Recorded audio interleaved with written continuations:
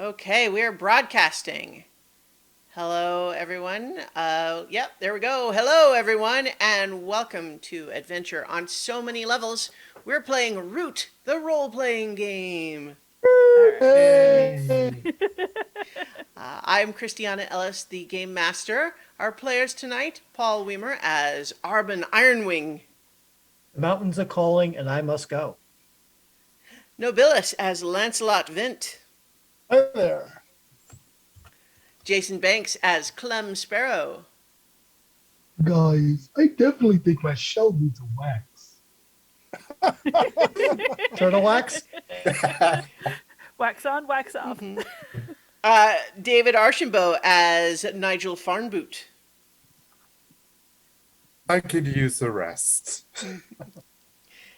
and Lee Burdett as Peppa Pika.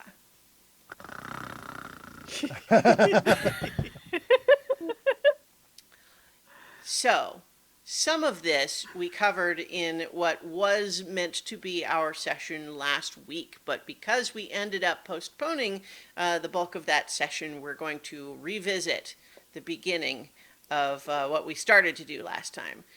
So, for the episode proper, we rejoin our vagabonds as they make their way, fleeing all of the chaos that resulted from their actions in the clearing of Iron Vein. They are headed north through the forest. Climbing into the Greenstone Mountains, the first thing you notice are the incredible vistas of natural splendor. Soaring peaks emerge from the forested hills, and above treeline, vast blankets of moss and grass give the mountains their distinctive color and name. It's enough to take your breath away. The steep slopes and thin air also take your breath away. A joke that, probably did better when it was the first time people were hearing it. No, I think it's still funny. Yeah. Yeah, true. The Well, road, I mean, there's nothing like the second telling of a joke sure. being funny because you spotlighted it like that. I Well, mean, hey, if listeners, it works for Carson, it'll if work. you for me. haven't seen it, it's new to you. Gosh, that reference is probably dated now. Anyway, I take back the probably. It is absolutely dated. Nobody even watches TV like that anymore. The road from Pinehorn to Wind Gap Refuge winds back and forth around valleys and up switchbacks, but you've been having to make your way through the untouched wilderness. Forced to take your time, progress often erased by some natural obstacle that forces you to retrace your steps. It's been a long, hard journey, and when the five of you finally spot Wind Gap Refuge in the distance, you are exhausted, and some of you are still bearing injuries that you earned back in Iron Vein. Bandaged enough for travel, but still troubling you. And so, before we proceed into the town, can we have each of you take a moment to describe your character's physical appearance and their current state, just as a new visual for the new arc? Lancelot is trying to maintain a positive demeanor, but he's got a bandage around his arm that's still not healed, and he um, is putting a lot of weight on his staff as he's climbing this mountain, and he's lacking his cloak, which he traded away to the giant stag creature. He's a little little chilly up here in the mountains, and really wishing he hadn't traded that away, because he's wondering now whether Arvin got the better deal. We'll see. Speaking of Arbin's at the back of the group. He's a blue and white armor falcon. He's dressed in the military uniform. He's injured too because he did a lot of fighting the last couple episodes. So he's going a little slower, not because of the altitude, although the altitude's enough to take your breath away, but mountains are home to him. So he's reveling in that thin, crisp air as he's trying to walk with a military demeanor, even though it's a little slower than normal. But he's happy. He's happy. He's happy that he's coming back to the closest thing he has in these clearings that he has to a home after since he left the empire. So he's slower than normal, but he's still trying to press along because, military discipline and just trying to get things through and not wanting to have people want to stop for him. So he will get there.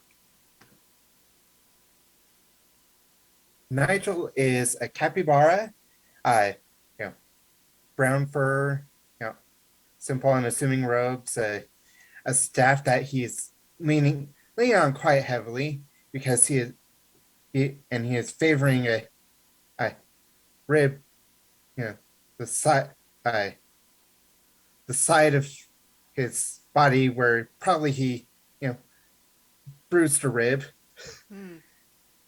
And as he looks at the clearing, he considers getting out his book and making notes, but he's too tired. Oh no. Too tired to make notes. Well, you can make notes after we get someplace to rest. So Clem is like, oh, it's a little brisk up here. I'll be glad when we get inside. His shell is scuffed and marked. You can still tell the spotted pattern on it, but it definitely looks worse for wear. His normally rhythmic kind of ka-clunk, ka-clunk, ka-clunk is more rattling and sounds like if you cut the strings on a wind chime and let it hit the ground, because there's wrenches and so many different things that he used to tinker with that just scattered about that he's not taking the time to try to put back together. It's gonna be a while for him to pick himself back up again inside that wonderful toolbox of his. Yeah. I think this is the quietest you've ever heard Peppa be. Normally she's very chirpy and moving about, going forward, coming back. Right now, Peppa is a Eurasian magpie. And so she's got blue streaks. She's primarily black and white, and but she wears this thick gambeson, which she is very, very grateful for because it's kind of cold up here.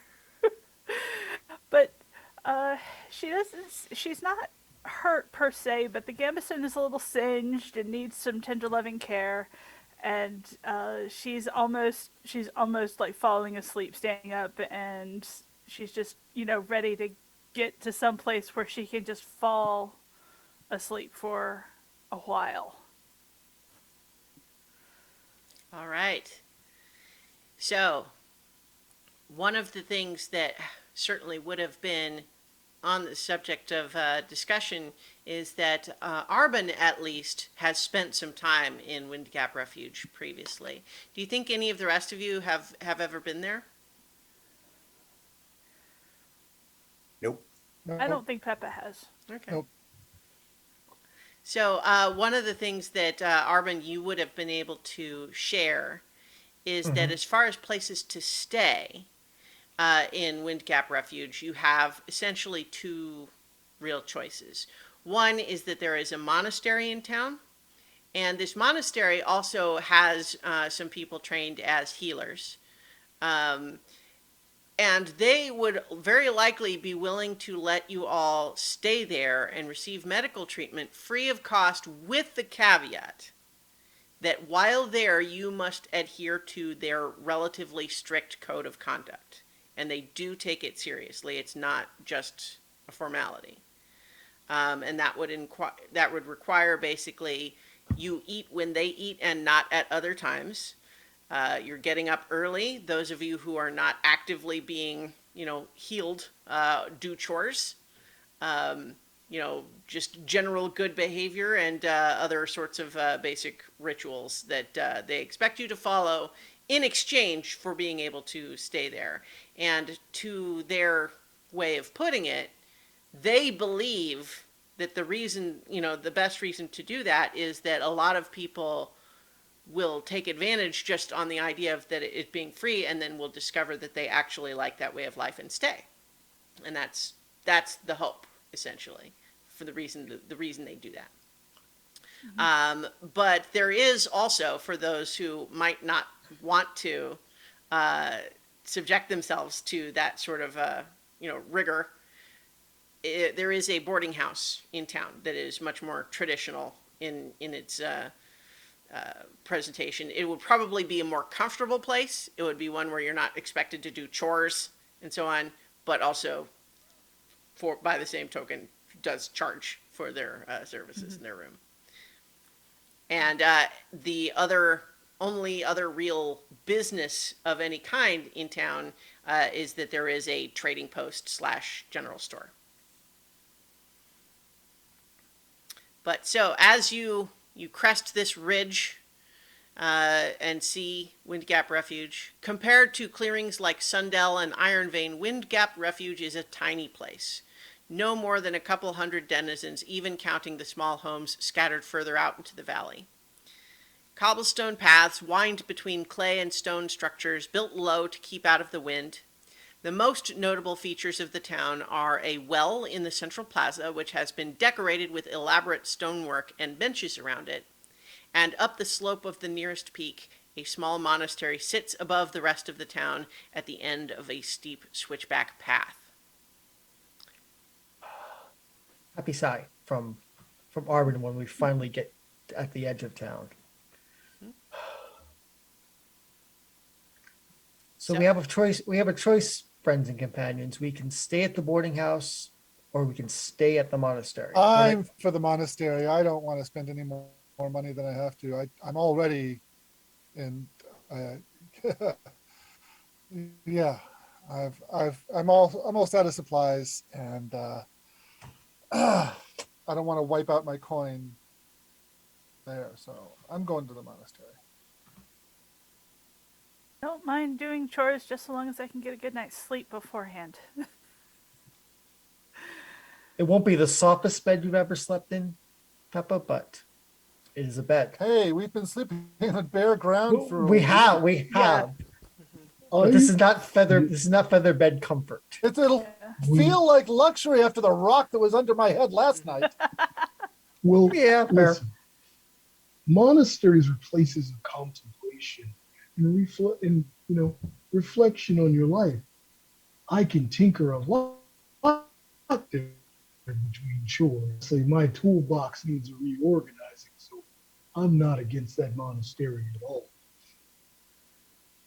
Well, if everybody else is going to the monastery, then I might as well go too. Sadly, it's not a monastery that has a gigantic library that you might pick through. This is a much more of a working monastery, a place for contemplation, a place for healing. It's unfortunately not a place to read lots of other books. I'm sorry about that. Well, hopefully they wouldn't mind if I wrote in my own. No, I think not. One of the rules that you will have to follow, that Arben can share, is that you are not permitted to carry weapons or wear armor on grounds. They have That's a fine. place where that they say, they will securely lock up any of those things that you need. They are available on request when you are leaving the premises, but not on the grounds. That's fine. That's It's fine. understandable. Yep. All right. Luckily, my good old hammer fits inside my toolbox. Well, yeah. So that one we'll see how that goes. That's a little bit of an unusual situation. So, as you head into town, I think you're arriving somewhere, maybe 10 or 11 a.m., somewhere in that range. And there's a few people passing by, but mostly it's a pretty quiet place. And, the wind rushes through down these alleys, and you can hear it a lot of the time. But here and there, there's a little bit of activity. As you pass through town, you do see a great big crow standing at the well in the center of town. This big sort of central plaza well, who seems to be just kind of loitering there with a blue jay, a tough-looking blue jay, kind of off to one side. He's kind of just hanging out there smoking a big cigar. And as you're kind of approaching, he kind of just gives you all a once over and taps off the ashes of his cigar into the well. Oh, I'm sure that's real popular around here. Uh, Yeah. Not looking for a fight right now, but I will give him a long stare. Yeah. I think it's almost an afterthought to look over at the blue jay just because, this crow really kind of like demands attention. There's it's hard to look anywhere else when he's standing there, but there's definitely, when you glance over to this blue jay, there's a look in her eye of, come on, just start something. I'm bored out of my mind. Give me a reason to fight you. I think Nigel would look at the crow and then look at the well if it has decorations and yeah. Yeah. So- It's kind of up to you to decide how close you want to get, given that this crow is obviously holding court there. But you can certainly see that it's basically, we don't want to compare this to like a fancy big city cathedral, right? But for a small town, it is surprisingly ornate, and there is a plaque that says, donated by the Gap Monastery. Yeah. I think, Nigel would make a point to come back there, and when he's feeling more peppy and just, and, steady any of the symbology for it. Mm-hmm. But for now, he's just, pause for a second, look at it, and then continue on. Okay. Yeah, we have another climb to get to the monastery. Yeah, you do also pass by the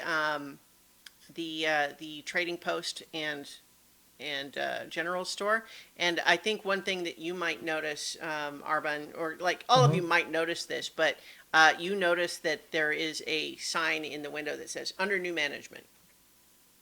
That's different. I'll say aloud. Yeah, Things have changed. Yeah, there was a mouse there named Davison that ran it before. You don't know what might have changed, but this, you do see the sign. But you make your way to the up to the monastery. Yep. That's Alright. that's Arben's plan. We need So- rest. I can imagine that although certainly stairs are superior to just like a rough, steep slope, it probably, I can only imagine it feeling a little bit like, oh, we finally arrived, and oh God, now look, stairs. Yeah. Yeah. Oh God, this is Yeah. bringing me back personal memories. Now, the stairs are not extreme, but it is like 10 minutes worth of going upstairs.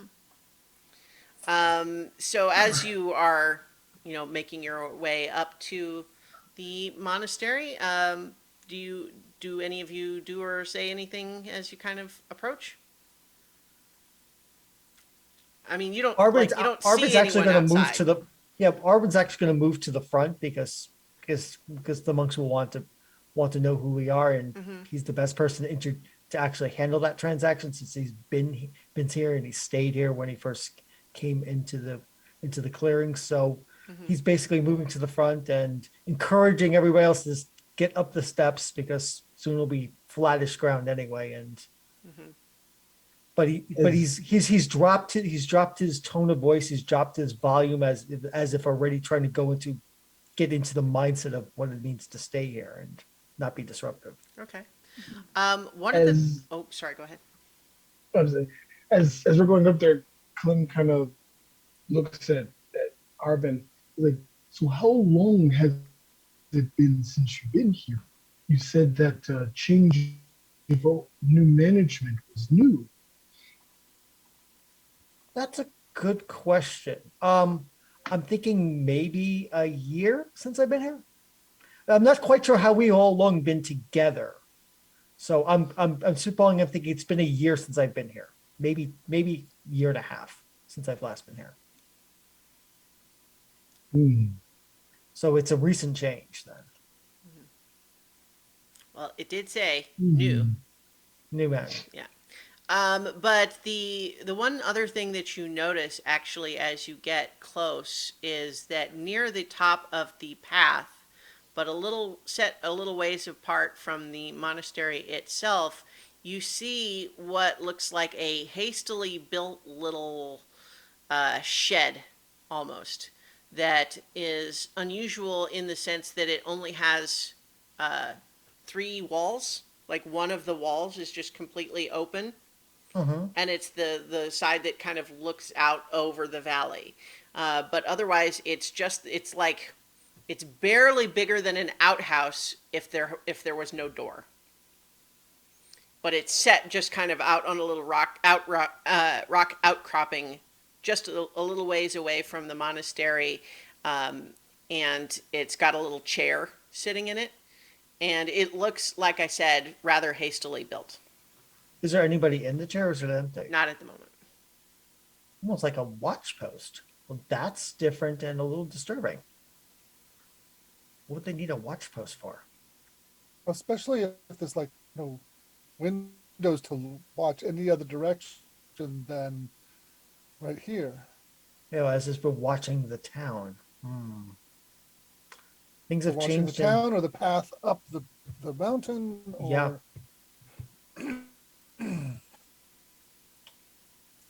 well, I Homecoming. mean, I suppose if we go in, we can find out what's going on.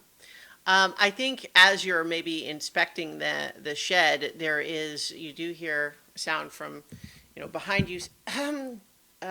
Greetings Right. and welcome to Wind Gap Monastery. How may?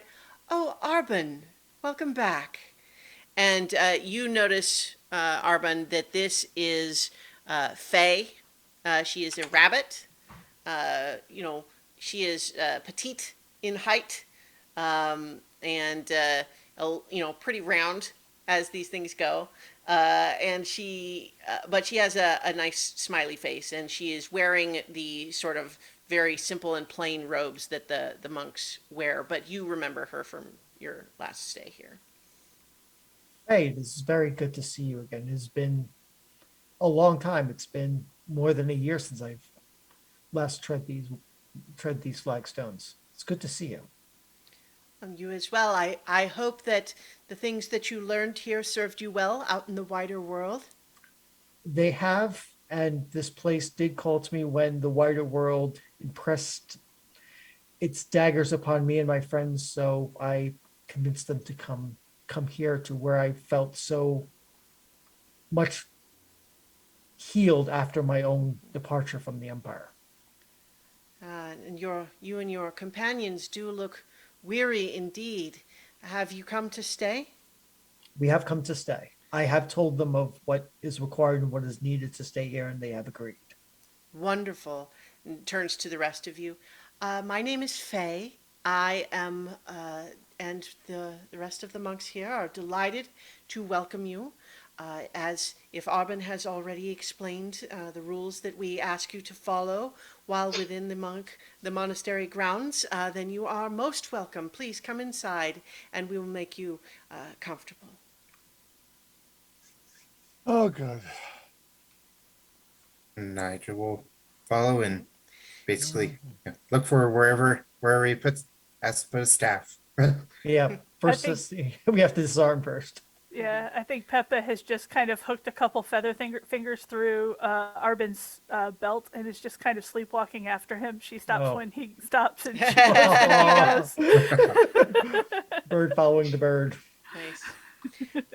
So as Faye leads you in through the front doors, you do see that the front doors, like, they're not built to withstand a siege or anything, but they're sturdier than they would need to be just as a door. And so as you pass through them, there is a little bit almost like a gatehouse sort of area. Mhm. And here's where she says, if you don't mind, this is where I would ask you to please remove your weapons and armor and give them to Ulvid here. And she beckons over a fox monk who looks a little bit uncertain, like he's maybe not used to this. But she says, Ulvid will take them to our secure room where they will be undisturbed, I assure you, for the duration of your stay. And I will give you privacy, but just knock on the door here when you are ready. We have provided some robes for you to use while on site. Thank you. And so she kind of withdraws, and so you're now in this little like antechamber that's just inside the main doors, but another set of doors before you would get into the rest of it. Yep, I'll start unbuckling my armor and my sword and hand them over to Ovid. Okay. Well, so I described it a little bit confusingly. He's also just inside waiting for you to knock. Oh. Okay. Simple knock. Yeah. So once I assume you all do Yeah. as asked, with the caveat of Clem. So like, are you keeping your hammer inside your shell? Yeah, because the way Clem's actual attire is it's actually just kind of a series of bandoliers that cross over and loop around his waist, and he's got a very bulky kind of tool belt. But in that tool belt is just wrenches, rulers and things of that nature. Nothing weapony. The only thing that would be considered a weapon to him would be the smithing hammer, which he is now tucked away inside his shell. Okay. Um, We just as lost for your other video. clothes- Was that intentional? Jason? Sorry, There you go. There we go. Sorry, it was a random notification. That's okay. Just adjusting everybody else. Yeah. But yeah, if you remember what the Ninja Turtles look like with their sashes, imagine them being littered with like engineering implements.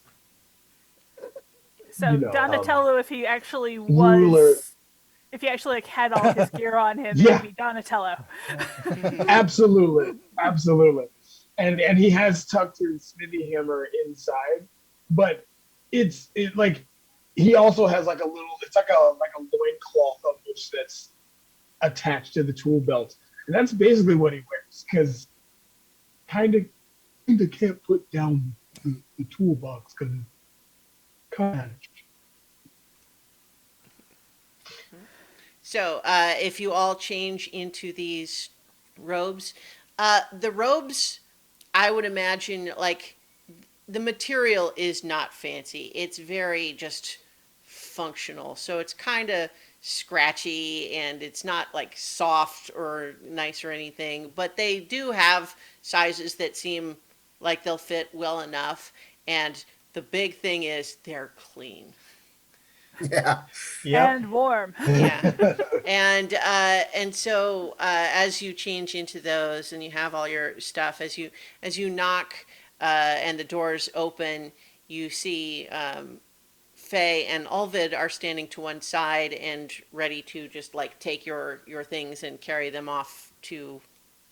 I mean, I think, Arbin, you probably would be aware, having stayed here before, that they have a room with a locked door Yeah. where they put this stuff. Yeah, I've explained where they keep them and Sure. everything, So and- they begin taking their stuff away, but the other person that you see here is Braden, who is the head monk here. He is also Oh. a rabbit. He is, in human terms, you'd say he's probably in his upper 60s. So he's got a little bit of gray around his muzzle.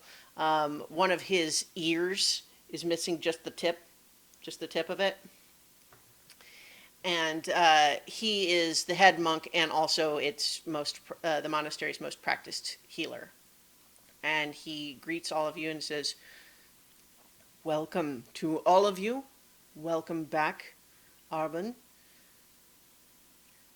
I am to understand that all of you have already been informed of the code by which we ask you to comply while you stay. Yes, Master Braden. Very good. So, we have a meal planned in about an hour and a half. But for any of you who require any healing, I would ask that you come with me. Those of you who just need to rest for a while, please follow Ulvid. And Ulvid is like coming back from the other area. And he will show you where you're staying. Is it? Oh, there are people actually uninjured in this party. Amazing. Yeah. I thought we were all injured. It's just- Yep. Hey, Clem's not injured, but he is broke and exhausted. Yeah. But Nigel, myself, and Lancelot are actually injured. So Yeah. Yeah. I'm going to urge the two of them to go with me to go to the healers and Oh yeah. Urge- Absolutely. No urge question. Clem and Peppa to go. Yeah, prepare for. Yeah. I imagine you just kind of, you take Peppa's Yeah, Fing- Pepper's fingers still from your hanging on belt to loop me. and- Yeah, it's like and Yeah. just kind of drape her over Clem. Yeah. yeah. I now have a grip on the sash that's holding the robe closed around Clem's shell. I can't grab onto one of the ends because then it'll just flash everybody. So I have a grip on the back of it, and it's like, just go. And, and Nigel will go for healing. No argument. Sure. So, so I think we'll follow first the group that's going. Well, so here's a question, because we have an opportunity right now, if you all like, to kind of hand wave that time's going to pass a little bit. If you want to kind of keep it more moment to moment, we can do that. But otherwise, you've found a place where you can, safely get healed up and rest. And I think what we're going to do is we're going to assume that you spend the next couple of days pretty much just laying low here in the monastery, doing chores Yep. as asked, getting your wounds tended to, getting rest when you can. They get up pretty early here, but they also go to bed early, so that probably Yeah. takes a little adjusting, but Back to the discipline. yeah. Yes. Yeah, and they don't have fancy mattresses, but they do have, mats that keep you warm enough and better than the ground. Yeah. Yep. So, at some point during that time, I want to ask, kind of get a read. It's not a tense situation, so I don't think it's a roll required, but I want to get a read on like who are the chatty people and who Sure. are the people that starting a conversation with them is going to, make them bristle. And once I've kind of figured out who I might talk to, is ask about that structure out in front. Sure. So I think there are certainly other monks, but the ones certainly of most note are the three that I've introduced to you already. And I think the dynamic that anyone who's paying attention will pick up on pretty quickly is that Faye is the chatty one who seems interested in, what you all have to say and actually engaging with you and talking to you. A lot of the monks seem a little bit more reserved. Like, they're not hostile in any way, but it's a little bit more like, I'm doing my monk thing here, and if you all want to be monks too, great, but I don't want to get involved with whatever outside business you might have brought in. Right? Right. So, So definitely Faye then. yeah, and the one other dynamic that you will pick up on pretty quickly is that she very obviously, to you, has a big crush on Ulfit. Whereas so you do certainly learn that he is the most recent to join the monastery and has a constant air of, like, he feels like he's going to mess something up all the time. He seems just, like, jumpy. almost, like, but at the same time, he is, helpful. He is, going along, he's doing the thing, but he seems much more preoccupied with making sure he's doing stuff right than having any awareness of Faye's feelings. But I think it's just one of those things where if you said anything to him, he'd go, "What are you talking about?" And Faye would blush and run away, and and the rest of you are just sitting there going, "But it's so obvious." And then Braden, of course, is he's the most, like, he's the oldest at the monastery. He's kind of got the most sense of like the history of the place and that sort of thing. But he is also sort of more taciturn in the sense that he'll speak to you if you engage him, but he does not initiate conversations about stuff. I think one of the things Nigel would do is that, like, like say as being treated, it's like keep its mind off of the discomfort, have talked about the history of the monastery and who found, Sure. So I think that's about it. Yeah. So let's start a little bit with. I think Faye can tell you that the well is just something that the monastery built. This is not a new construction, but it is something that periodically the monastery, as just a gift to the town, has occasionally donated its craftsmanship to having there be something nice in the town, just as a thank you, because the town does somewhat support the monastery. Like, the monastery does a lot of its own stuff too, but it does, they do get occasional donations and so on from the town. And so as a thank you, they occasionally will do services for the town. And when I say services, I don't mean like religious services. I just mean, like doing good acts and that sort of thing.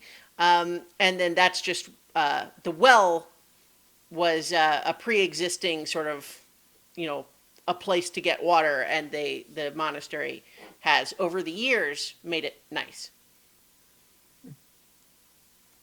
As for the history of the monastery, it is, by Nigel's standards, it's probably kind of abbreviated and short. Like, it's been there for a long time, but they don't have a lot of really thorough records about it. Ultimately, what it just really came to is there was a group of individuals who had gotten tired of what they saw to be a chaotic and unpleasant and unhealthy way of living elsewhere, and were looking for a place where they could practice a more disciplined, rigorous lifestyle and find what they found to be happiness in that regard. And so that was really the basis of the foundation of it. And they just have, over the years, found that it gives them satisfaction to live in this way and to provide, help to people who come through. And occasionally, as mentioned previously, occasionally they have someone come to stay who decides that the lifestyle agrees with them, and they stay. And that is how the monastery keeps perpetuating. And Ulvid is the most recent of those, who joined only a couple of months ago. Okay. What does Faye have to say about the structure out in front? Oh, I'm sorry. I thought you were asking about the well. That's why I said that. So the structure out in front. Yes, I'm sorry. I didn't mean to not answer your question. I just misunderstood you. Okay, so the structure in front. No, that was great. I'm glad to have heard that. But yeah. So no, so the structure out in front, what is explained to you when you ask about that, is that was built by Jovan, who is apparently an astronomer. Really? Yes, and she has her own telescope, but she's staying down in the boarding house. But she is making observations about a comet that's viewable in the sky at a certain angle at night. And so you will not see her unless you come out at night, because she has been maintaining a pretty purely nocturnal schedule coming up to that little shack. The three walls that are present are to protect her from the cold, frigid winds while she sits there on a mountaintop all night. But that she has been making observations about a comet, and I think Faye will certainly say, feel free to talk to her if you like.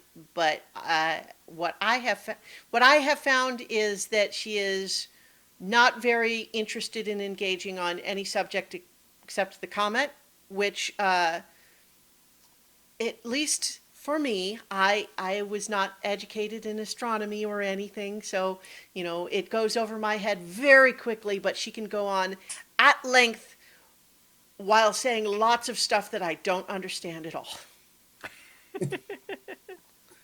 Once Lancelot tells Arben about this conversation, you can see the sigh of relief on Arben's face. It's like, okay, it's not a guard post. It's a more mundane explanation. Thank Yes. you. Yeah, that's good to hear. All right. And you know, Right. if Nigel hears about it, he'd be like, that sounds interesting. Someone to talk to, Nigel. As long as you Yes. can get up in time for your chores. Yeah.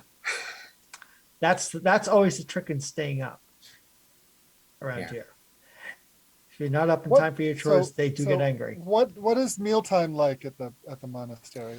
Are people chatty, or is that mood of contemplation kind of Yeah, just it's maintained the whole time? There's no rule against talking, but it's clear that they mostly don't. And every time you talk, it feels a little bit like you're talking at a library, where it's like, nobody else is talking, and when you say something, everyone kind of looks over. Mm-hmm. And so it's not that it's not allowed, but it feels weird and a little bit transgressive when you do. The Right. Yeah. food itself is nutritious, but not especially seasoned, so fairly bland in that Wow. regard. Better than the acorns we've been eating all week. Yeah, but like I said, nutritious. It's you are certainly able to eat your fill, which they are happy to provide. But you are, of course, also, when you are able, you are expected to help with the various chores, which include a lot of things like just keeping everything clean.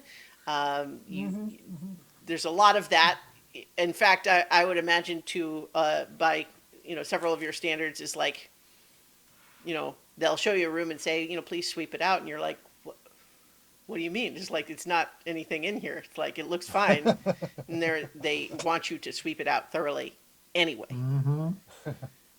And so there's Yes. chores like that, but certainly, keeping, upkeep and maintenance and everything like that.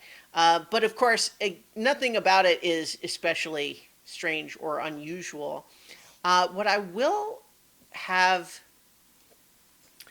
would like to have Clem do a cunning roll for me.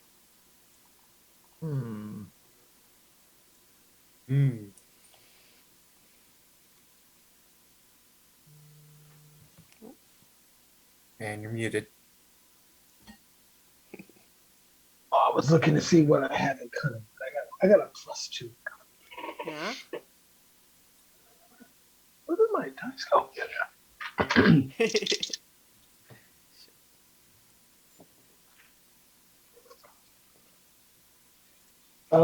10.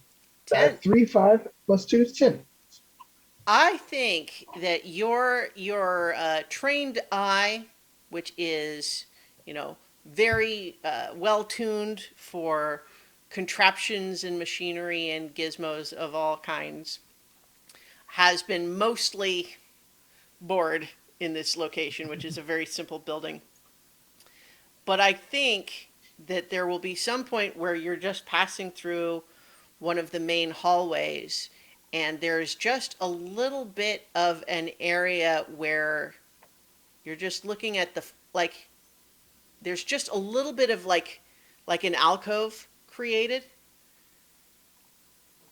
and you're thinking about it, and you're looking at it, and you've walked past it half a dozen times, but this time you're just standing there and looking at it, and you're going like, wait a minute. I feel like there's some extra space here. Like the wall goes further than the room does. Like, so there's some area that's about maybe 6 feet by 6 feet of the floor plan that doesn't seem to be accounted for by any of the surrounding rooms. Hmm. Huh, huh, huh. So, um, during this time, have I had a chance to? Well, actually, you know what? Can I mark depletion to have like the implements to start cataloging the monastery, like actually like sketching Mm-hmm. the pathway. Yes, although one thing that I will just say, as far as we're kind of montaging the time that you're spending here these next few days, is that you can go ahead and clear any injury and any exhaustion, and that's with the assumption that you're not really doing anything else other than this monastery stuff for like 4 days. Yeah. Yep. That's fine. But you're not clearing any like depletion boxes, Right. because they're Yeah. not. Yeah. Like they're giving you what you need to Those- do that would be- this stuff, but not extra stuff. Yeah, that's I have one depletion left. So. Okay, yeah. So you can certainly have. I don't even think you need to mark depletion if all you're talking about is just making sketches and stuff.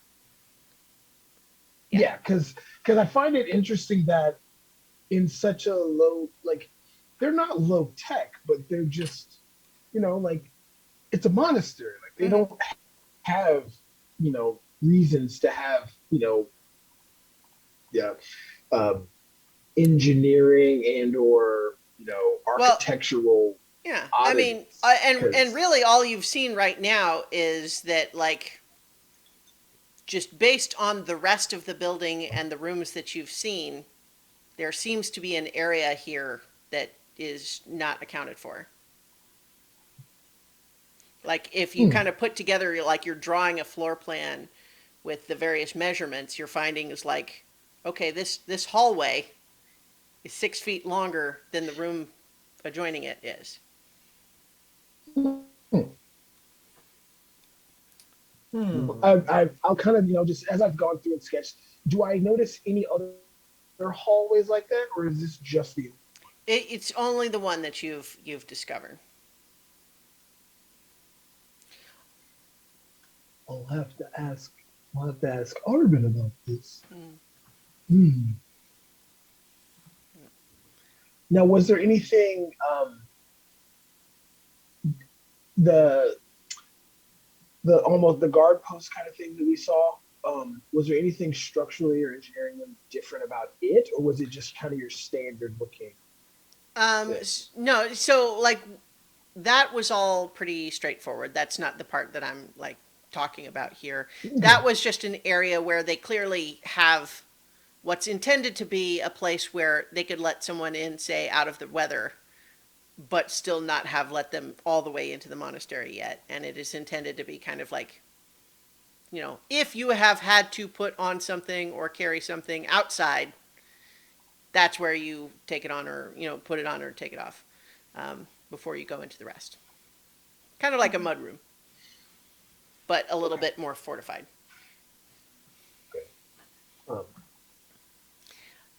So I'll make a yeah. sketch of this hallway, Mhm. and I will make a note to talk to Arvin about it later Okay. All right. once we meet up after chores. All right. So No, once we meet up after chores. So you can go ahead and do that now unless anyone else has any other kind of business. Like I said, we're kind of just, this is a montage of what happens over the next few days. I think one night I Nigel will actually go out to see, I you know, talk to the astronomer. Mm-hmm. Oh, Yeah. I So, yeah. So I sorry. think when you go out at night, there, there's, a little bit of questioning of like, are you coming right back? Do you need your things? But if you're just going out to talk to her, Right. um, as you head out, there's certainly a little path where you can go around to the open side, and as you're approaching, you do see there's a telescope that's about maybe 4 feet long. You can see the end of it sticking out, sitting on a tripod within there, and as you kind of look further around, you can see that peering intently into this telescope is a rabbit who you would take to be maybe like mid-20s, but pretty skinny, kind of a very like stereotypically nerdy, skinny physique. Um, but she's wearing like overalls, but like with a big floofy like wool coat over it. It's just like very poofy. And as she sits there, and she's got like a thermos of what's you suspect is coffee or some similar, um, Yeah. to And one side. But she is looking in the telescope, and as you kind of peek around and see that, she appears to have not noticed you at all. well, Nigel would not have been walking quietly. Okay. Like he wouldn't be so Sure, sure. I'm not saying you were reasonable that sneaking up. I'm so, saying she is intent on looking through the telescope. It doesn't and appear to acknowledge you. I'll you know, make a quick, if I can, make a quick simple sketch of the telescope, and Mm-hmm. then look in the direction that it's pointed. Mm-hmm. Um, make what is it? I'm thinking about the stats. We don't usually we usually just do moves. I don't think you need to really roll. I think with the added hint of where she has the telescope pointed, I think you can see that there is. It's not big and dramatic, but it's like, oh yeah, I guess that's kind of a streaky looking star over there. Is Nigel someone who like has studied astronomy at all or knows anything about it? Like I think it's more his knowledge of astronomy is more like connected to stories people Hmm. tell about stars, like how Or like constellations astrology. connect to myths and such. Well, certainly, you would be aware that, like, culturally, comets are sometimes seen as like omens of things, right? Yeah. But it's also like I guess it's up to anyone who to decide how they feel about that. But to be sure, you see what in the sky is like something you probably have looked in that general direction 100 times, and it's like, oh yeah, okay, I guess. But you're also looking at it through the naked eye instead of through a big Yeah. telescope. No, and just say, must look much better through the telescope. Uh, you kind of glance down, and she has not moved a muscle except to raise one hand to just like finger out like.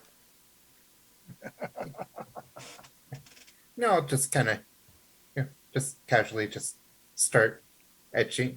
Just start, making dots of the stars and.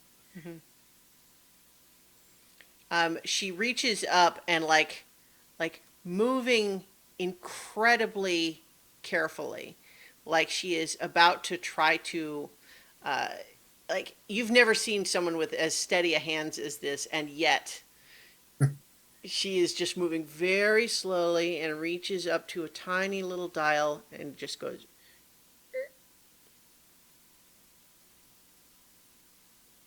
And then kind of backs away and says, "May I help you?" Oh, I was just wondering about what you were studying. I think also like when she sets back, she has these great big round framed glasses that she sets back over her face when she turns to look at you, and like through them her eyes just look enormous. I mean, yeah. Nigel came from a library basically, so he's familiar with the type. Just wondering about what you were studying. Well, it just so happens that my mentor made note of a comet that passed through this area 75 years ago, and he believed that it was on a return path, and I believe that that out there is the very same comet, and I hope that with my observations paired with his, we have made a tremendous discovery of which our names will never be forgotten. Oh, open my book and say, what is your name and your mentor's name? Well, my name is Jovan, and my mentor's name is Timber. Is there how do you tell if one comet is the same as another? Or Well, that is most exciting. I am so happy to explain to you. And she launches into, like, if you don't stop her, she spends the next 20 minutes explaining how, from the minute observations of the path of the comet in the location of the sky and tracking its position from one day to the next over a period of months, you can establish a certain direction and trajectory that, based on models of orbital mechanics, suggests that a long elliptical pathway all around the solar system might eventually lead it back to this time at about a 75-year interval. And that is why she believes this to be the same comet. And she goes, she just, like I said, if you don't stop her, she just will rattle on like that for 20 minutes.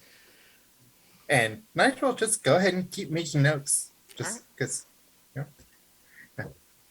academic study is kind of his thing. So yeah, so if you don't stop her, she goes on and on and on, and then I think eventually there's a moment where she's like, takes and gets a drink. Oh God. And so we have identified other comets in the past, and they've been actually found in different parts of the sky, but usually, unless you're up this high up in the mountains, you're not always going to see them. But I believe that this one is going to become quite spectacular before it passes through our field. And she, again, just goes on and on and on. Oh, wow. fascinating. Yeah. So she is very clearly enthusiastic of her study of the comet and doesn't seem particularly interested in talking about anything else. Okay, and just kind of ask some questions about about her mentor and where, and just some just general details about that, and and maybe some some definitions of terms I didn't quite understand before, and but yeah, so she is like talking. She's like talking to a textbook. Yeah. Do you risk your life and ask to look through the telescope yourself? I Yeah, that's a would good say- question. I probably would at some point say, at least ask, like, would this device be too sensitive for someone relatively untrained to look through, or To take us for just a moment into our real world. You know how sometimes there'll be like a rabbit on the lawn or something like that, and you get a little too close and it just freezes? yeah? There's a moment like that there where she is like, she eventually kind of says, I suppose if you were very careful. But at the same time, I think you can tell that she would rather you withdraw the question. She doesn't want to say no, but she also doesn't want you to do it. I think it would probably be better if perhaps I'll open up to a clean page and say, could you make a sketch of what you've seen?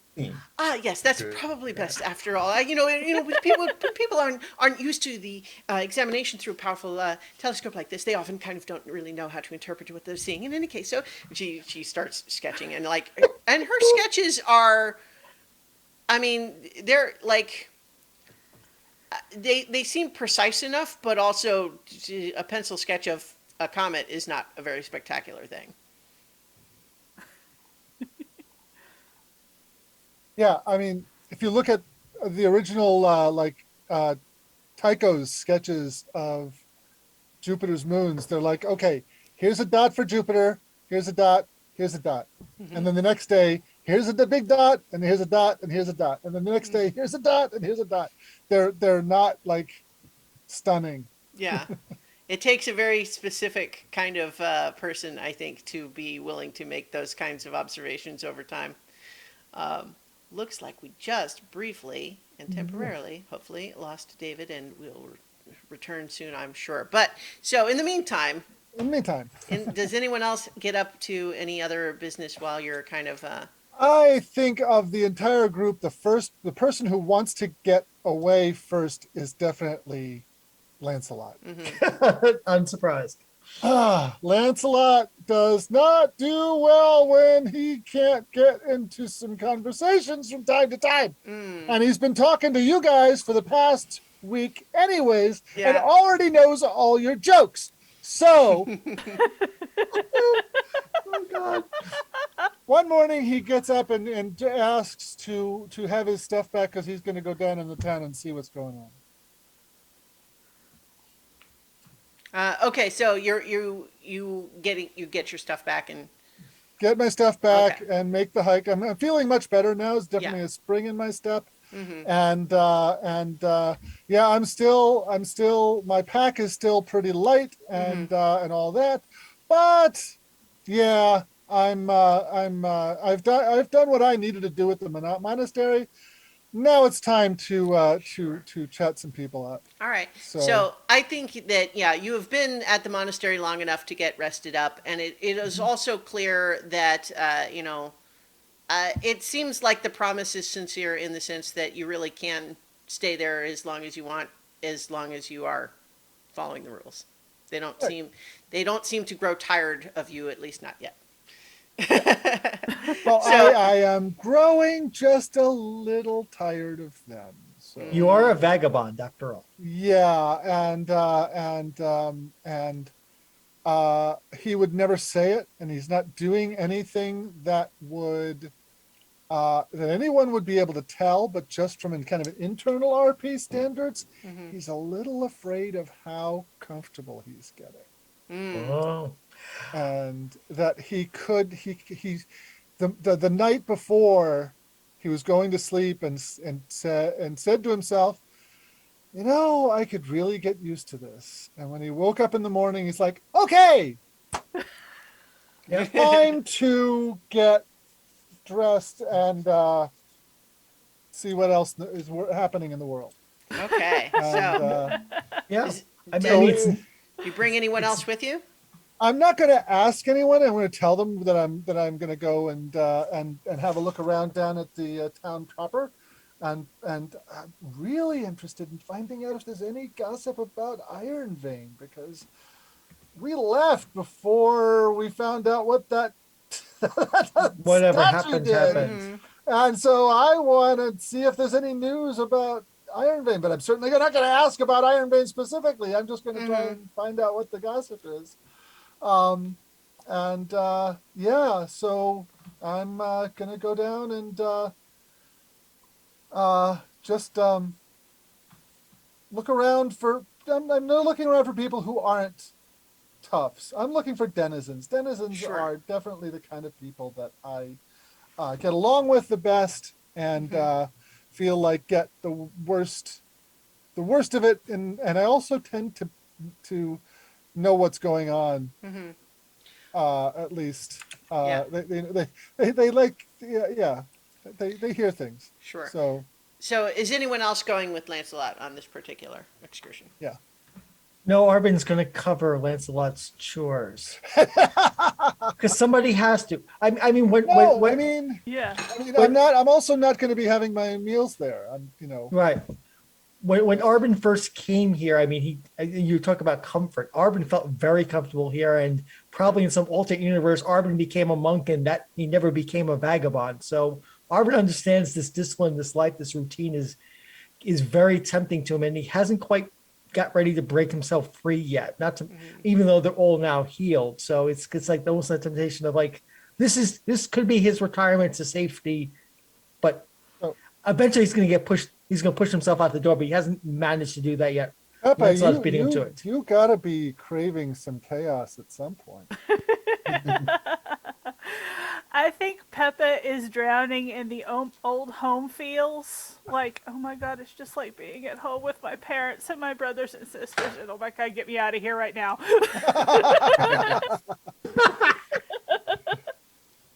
I never would have pegged Peppa's home life as being like the monastery. No, I just meant, okay, you get up early and you have chores to do. And then you do all of once your chores are done, you have free time to go out and do your stuff. And meal times are very regimented at this specific time.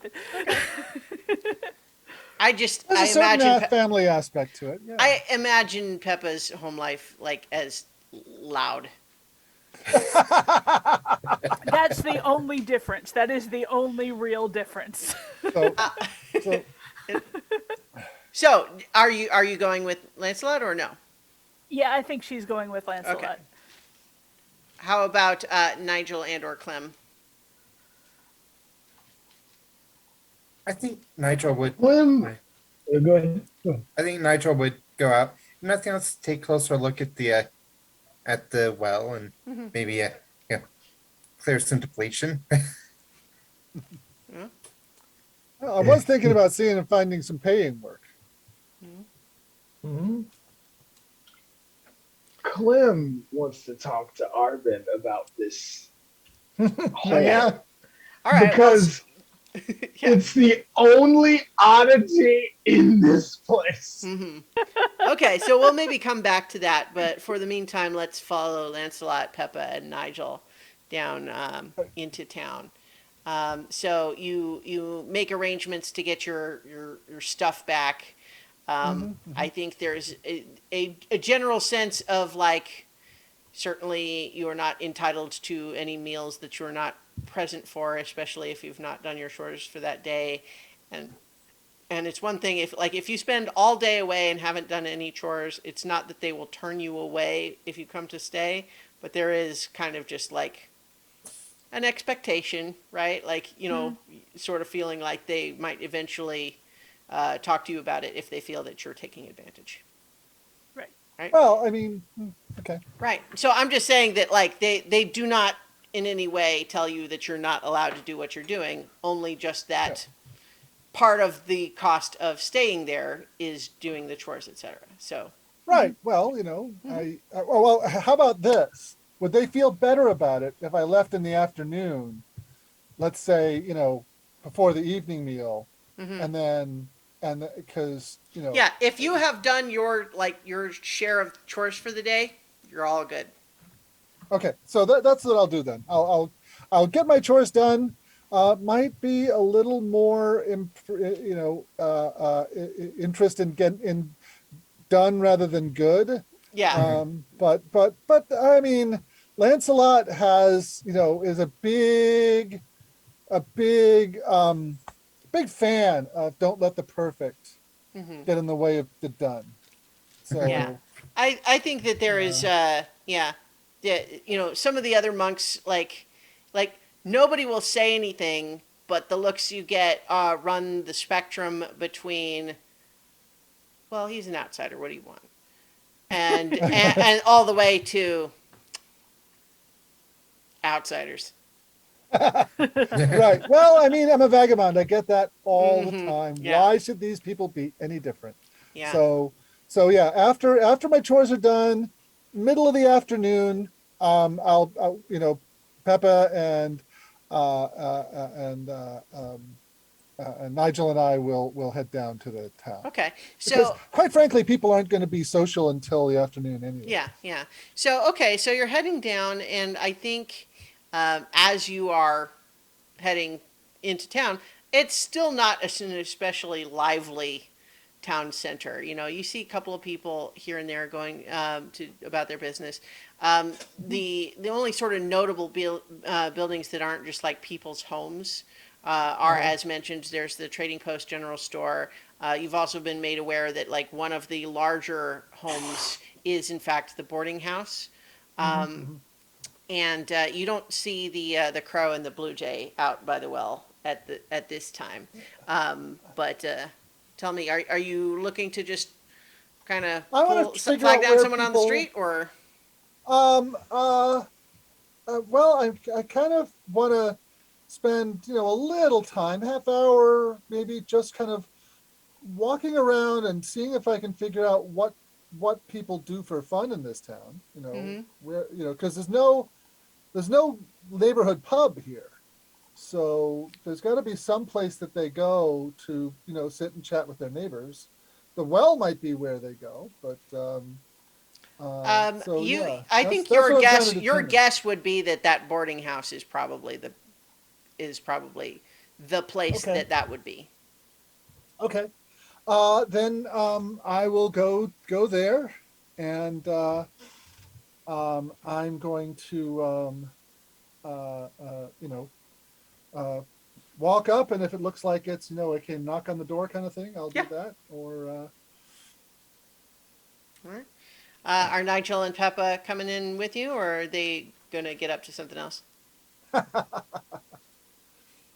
Well, Nigel actually would have suggested, if we go to the trading post, you could probably chat up whoever's working. Well, I'll do that I'm looking more for social interaction than Okay. commercial. So well, how about this? Lancelot can go to the boarding house, and Nigel can go to the trading post. What about you, Peppa? I think I'll hang out with Nigel All right. for the time So, being. so we'll start with the boarding house then. Lancelot, as you I didn't need a wingman anyway. yeah, as you head in Amazing. there, it's clear that there is activity inside, and it is not like a locked door. It seems clear that this is people come in and go all the time, and there is, in sort of the main room inside that door, there is a sort of common area, like tiny restaurant slash pub sort of feel to that Yeah, initial area. There is a middle-aged mouse woman behind the bar with a big apron. You changed back into your own clothes, right? Not the you're not. Oh wearing yeah, the yeah, monk yeah. I'm robes not yet. wearing the monastery clothes. Yeah, I'm in my monastery. I was figured, but just double checking. But she is standing behind the bar and takes one look at you, reaches behind her and grabs it like a big mug, plunk, starts pouring a beer. You, my good lady, are an excellent judge of character. I'm an even better judge of coin. And I'll pull out a coin and drop it on the counter there. And I assume that this will also buy me some of that wonderful food that I smell while I'm here. It will indeed, and I think if you and your friends have been staying up at the monastery, you'll find that I am much more willing to use the little extras like salt and pepper. Wow. Well, to be fair, my good lady, the salt and pepper that I'm looking for right now is are the seasonings of social conversation, and really just looking for what the news is. My friends and I have been up on top of the mountain for a few days, and before that, climbing up the side of it. Haven't heard much about what's been going on. And while This is not exactly a metropolitan center. I'm sure stories come by your way once in a while. You're a well-connected, important woman is like you would certainly hear these kinds of things. It just occurred to me, because I'm about to Yes. have you make a meet someone important roll, that I Okay. should have also had the party do that when you met Brayden. I think Hmm. I will elude the fact that we did with Brayden, because technically Arbin had met him before and was vouching for everybody. But Okay. to be sure, for now you are going to be making meeting an important person for the Denizen faction. Right. So I get my +1 for my denizen reputation. If that is your Denizen reputation, then absolutely yes, that is the Yes. correct. Any other bonuses to that? I don't think Okay. so here. All right. So you are meeting someone important. When you meet someone important for the first time, roll with reputation for their faction. Yeah, that's it. Okay. All righty. I rolled my special misbehaving maidens dice. I got double sixes, so I got a 13. Nice. So Nice. that means that you get to choose both of these two bullets, which is the first one is you've heard stories, ask a question about them, and the GM will tell you one story you've heard about them or their interests as an answer. Or and then you also get they've heard something in your favor. Take +1 forward when you try to play up your connection with them and their faction.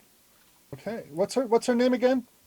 She hadn't said yet, but as part of all this, you learned that this is Irma, and she is the boarding house matron in Gap Refuge. So what would you?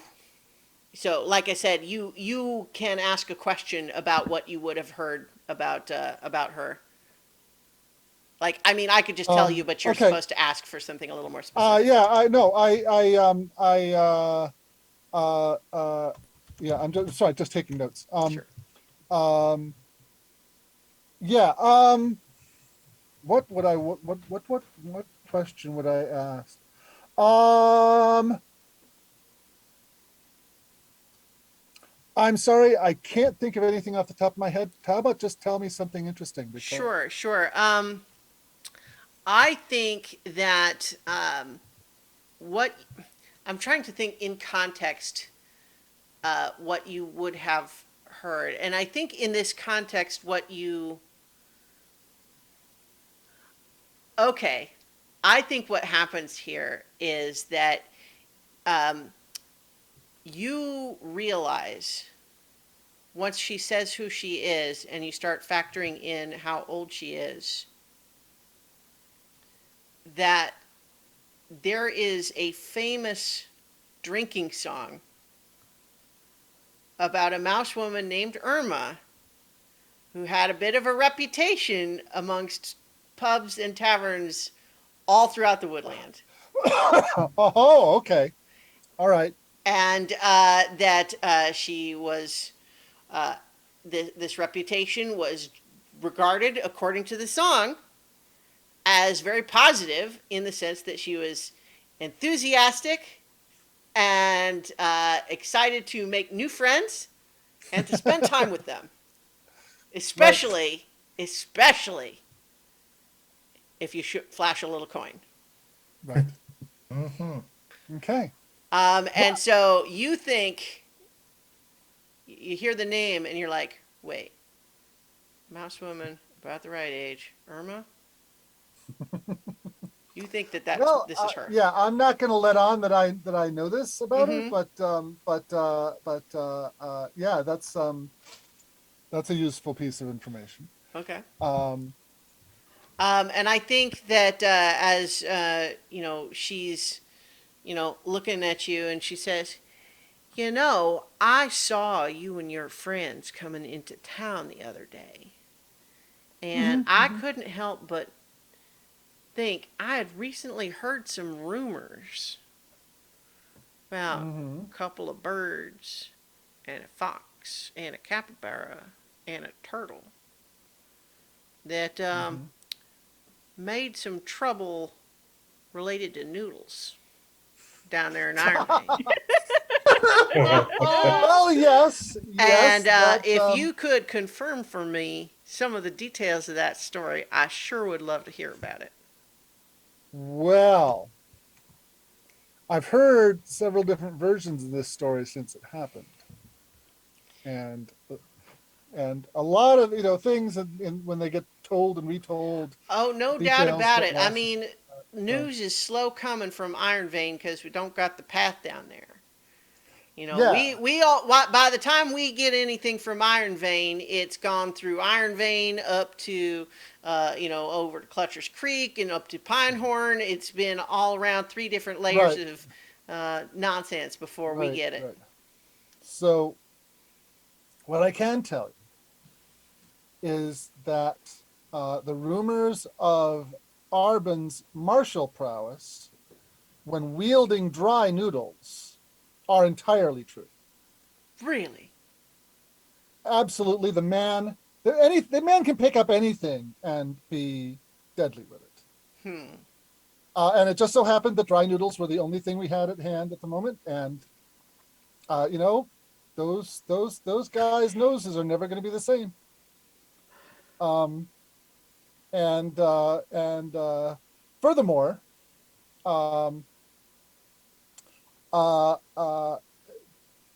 it's amazing how much hot water Peppa can lift if it's in a properly harnessed cauldron. That is incredible. And the question that it leaves me with is why in the world the group of people responsible for that are staying up there in that monastery instead of here where you can have some fun. Well, I'll tell you something. We we made the, I don't know, questionable, honorable, sometimes they're similar, decision to go back to Iron Man. All and right. We made a second visit not too much longer after the noodle incident. So, yeah. So I don't know if you saw when we came into town, but we were, we had the worst of things in a couple of ways. Yeah, And yeah. we just needed a rest, you know? She takes the coin that you gave her and kind of slides it back across the bar and says, "You tell me all about it, and I will provide your drinking money on the house for a week." Wow. That is really tempting. And in the back of my head, I can see Arvin nodding at me. So, it's like, all right, well, seeing as the duchy does not have a strong presence here, I think I can probably safely tell you about our adventures, misadventures, and mayhem in Iron Vein. And so I will regale her with as much of it that I personally witnessed, because a bunch of stuff I wasn't there for, but a bunch of it I was. And man, I'm having trouble remembering all of it myself. Sure. But, Well, we don't have but to yeah. relitigate all of it anyway, but we could certainly say that if you're Yeah, open and no, telling her, that sounds like a fine trade, and I will definitely tell her all about it.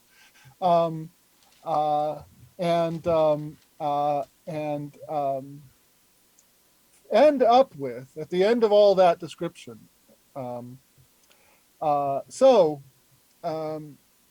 my friends and I, we're rather capable. You wouldn't happen to know anybody in town who needs or would be interested in our, I guess services would be the closest word, but has Special trouble that needs talents? making or shooting? Well, I just might have a thought about that. Oh, really? Yeah, but we're gonna cut at that moment over to Peppa and Nigel heading to the trading post. Um, so as you look at this place where it's got the relatively generic, you know, uh, carved, like engraved wooden signpost that has the relatively generic name of Wind Gap Refuge Trading Post and General Store. And then, as previously mentioned, in the window, the sign that says under new management. But so as you go in, there's a lot of it that is exactly the sorts of things that you would expect to find in a place like that, and not a touristy one. Certainly, once again, in the context of our real world, those types of places often have a lot of touristy stuff. This is really much more like the things that the people who live up on the hills can't easily make themselves and come down to buy stuff. And it also And has, probably also, yeah, it has also a section that is a lot of like homemade and handmade goods that people have made in, as and turning in for as exchange. So someone has woven a nice blanket and they trade it for, a hammer or something like that. So there's a fair amount of that. But one thing that's a little bit surprising, perhaps, is that there's a whole corner where it's obvious that some of the other like stuff that had been there has been scooted aside, making some slightly cluttered more other areas, so that there's this big, relatively new looking display that has a lot of pretty like fancier stuff than you would expect to find here. Like there's what looks like some ornate little candies. There's some bottles of what look like, nice alcohols.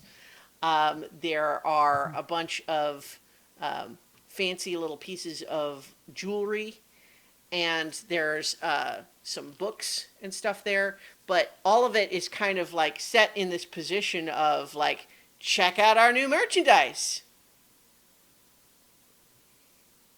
And as you open and you come in and you're kind of taking all this in, you hear a little voice say, "Hello, hello," and jumping up behind this counter, you see a hand just like waving up above it, and then pretty soon you hear like a thump of like one of those doors like in a bar. Like it flips open, and coming around is a tiny little mouse woman who looks probably like 19 years old. And she's got like an apron on, and she just says, "Welcome to the general store. You're clearly from out of town, so let me explain how it works here. Unless you've been to a trading post before, in which case you get it. Now, how can I help you?" Give us the rundown. All right. Well, my name is Yolanda Davins, and I have the privilege of owning and running this store. And so if you have any questions about anything, just ask me, just like you just did. So here's basically what you see is what you got. If you got coin, we take coin. If you got barter, we take barter. What do you need? What do you got? What would you like? Well, first thing I would do is basically get the supplies needed to clear his depletion. I believe I have a coin. I have at least some coin available for that. Yeah. that's So, a 1-for-1 trade, right? yeah, 1 coin equals 1 box of depletion. And then I look at the fancy stuff and see, like, it said bucks, and I like bucks. Just- So yeah. So Yeah. I think that to your eye, the selection of books is kind of strangely eclectic. Like they don't seem to all be on any particular subject. Some of them are clearly like fiction. Some of them are, history. But it's make, yeah, I guess do, how about this? Yeah, make a cunning roll. I'm just inclined to have more generic rolls tonight for some reason. A 9. A 9. Okay, yeah. It's reminds you more than you would have expected of the kinds of books that you might be carrying around at any given moment. Right? It looks like if someone who likes to read wanted to bring a selection of books with them on a journey, it looks kind of like that.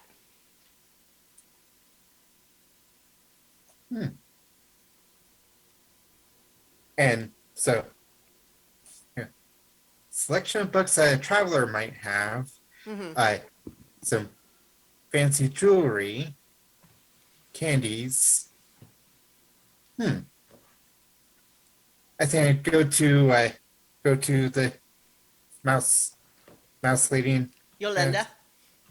Yolanda, and say, this selection over here is rather striking. If I may ask, where did they come from? Well, it just so happens that we have some new trading partners here in town, and they have been providing us with goods that have been very difficult for us to find here in Gap Refuge for the longest time. After all, we do get caravans coming from Pinehorn every so often, but they usually bring only the necessities. So our new partnership has afforded us the possibility of some luxury goods, which can be had at premium prices. And if I may ask, who are your new partners?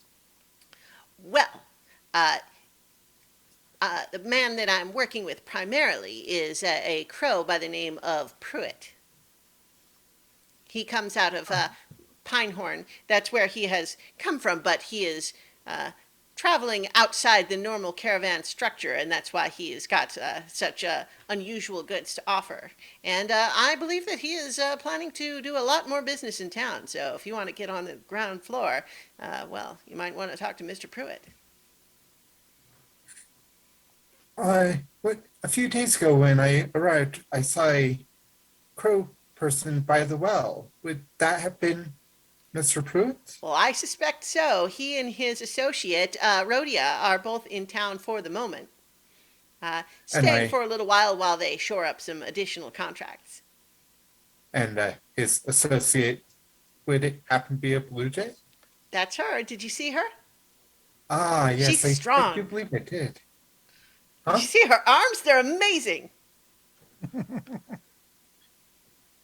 They are definitely something that I would not wish to get in the way of a swing of. I sure wouldn't, although I could imagine other things that they might do that I would be more interested in. But you know what? That's personal. Never mind. You didn't hear nothing. Of course I didn't. So you can certainly buy some, like basic supplies with coin. The other thing that I don't know if, this does seem to be like if you had some things that were worth money that, well, actually, I guess Nigel doesn't have those. Does Yeah, who has that stuff? It's I Arbin don't who's even carrying remember. it, right? I think it was either Arbin or it was Lancelot. Yeah. No, it's not me. I don't have it. Yeah, I Well, think it's so the probably point just Arbin. being that I think looking at some of the supplies here, it occurs to you that a trading post newly in the business of selling things like jewelry is potentially a place where you could trade jewelry. Yeah, that might be Yep. it. Yep. Yeah, And since they don't seem to have heard anything about what happened in Iron Vein last week. then some things that came from Iron Vein would be well sold here. Yeah, Yeah. absolutely.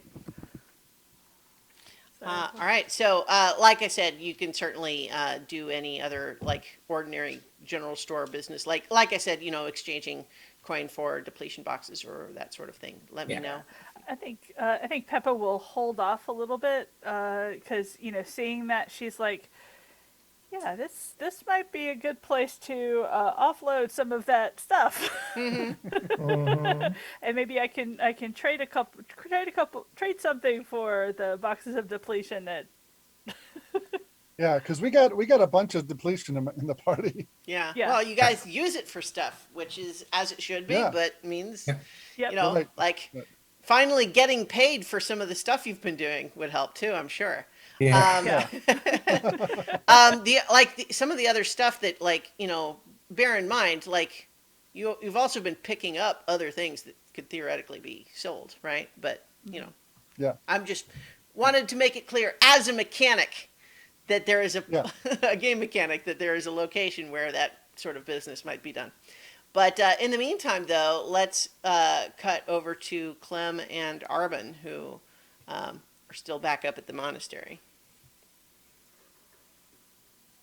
Right. So how does Clem approach Arbin on his project or his idea anyway? So, Arden, I'm not saying this place that you find so comfortable is boring, Okay. but I'm surprised you didn't go with the others.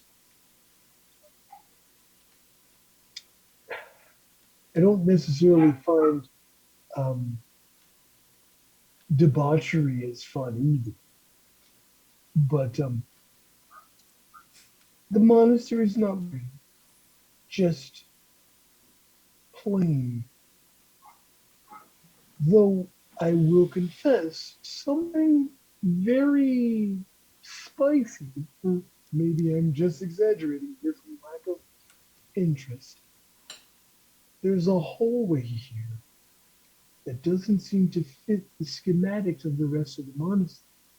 Having spent so much time counting the stones, I've seen that this doesn't add up. I was wondering if you had seen anything secretive or out of the usual when you were here the first time or now. So I'm going to cast my mind back, OGM. Do I remember anything that might even vaguely tie into what Clem is telling me about? I don't think so. I think the idea, your take on this place has been, it's very straightforward. It's like almost to a fault. They don't, like as part of their whole ethos is they don't lie, right? Or at least as far as you've been able to tell, it's certainly part of their stated code is that falsehoods hurt people and make life more complicated in unpleasant ways. So you should avoid any kind of dishonesty.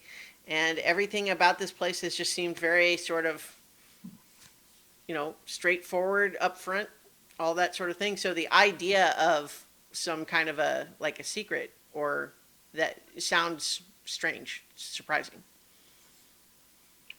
So yeah, so I'll shake my head, ruffle my feathers. I've never heard anything like that from the time I've been here.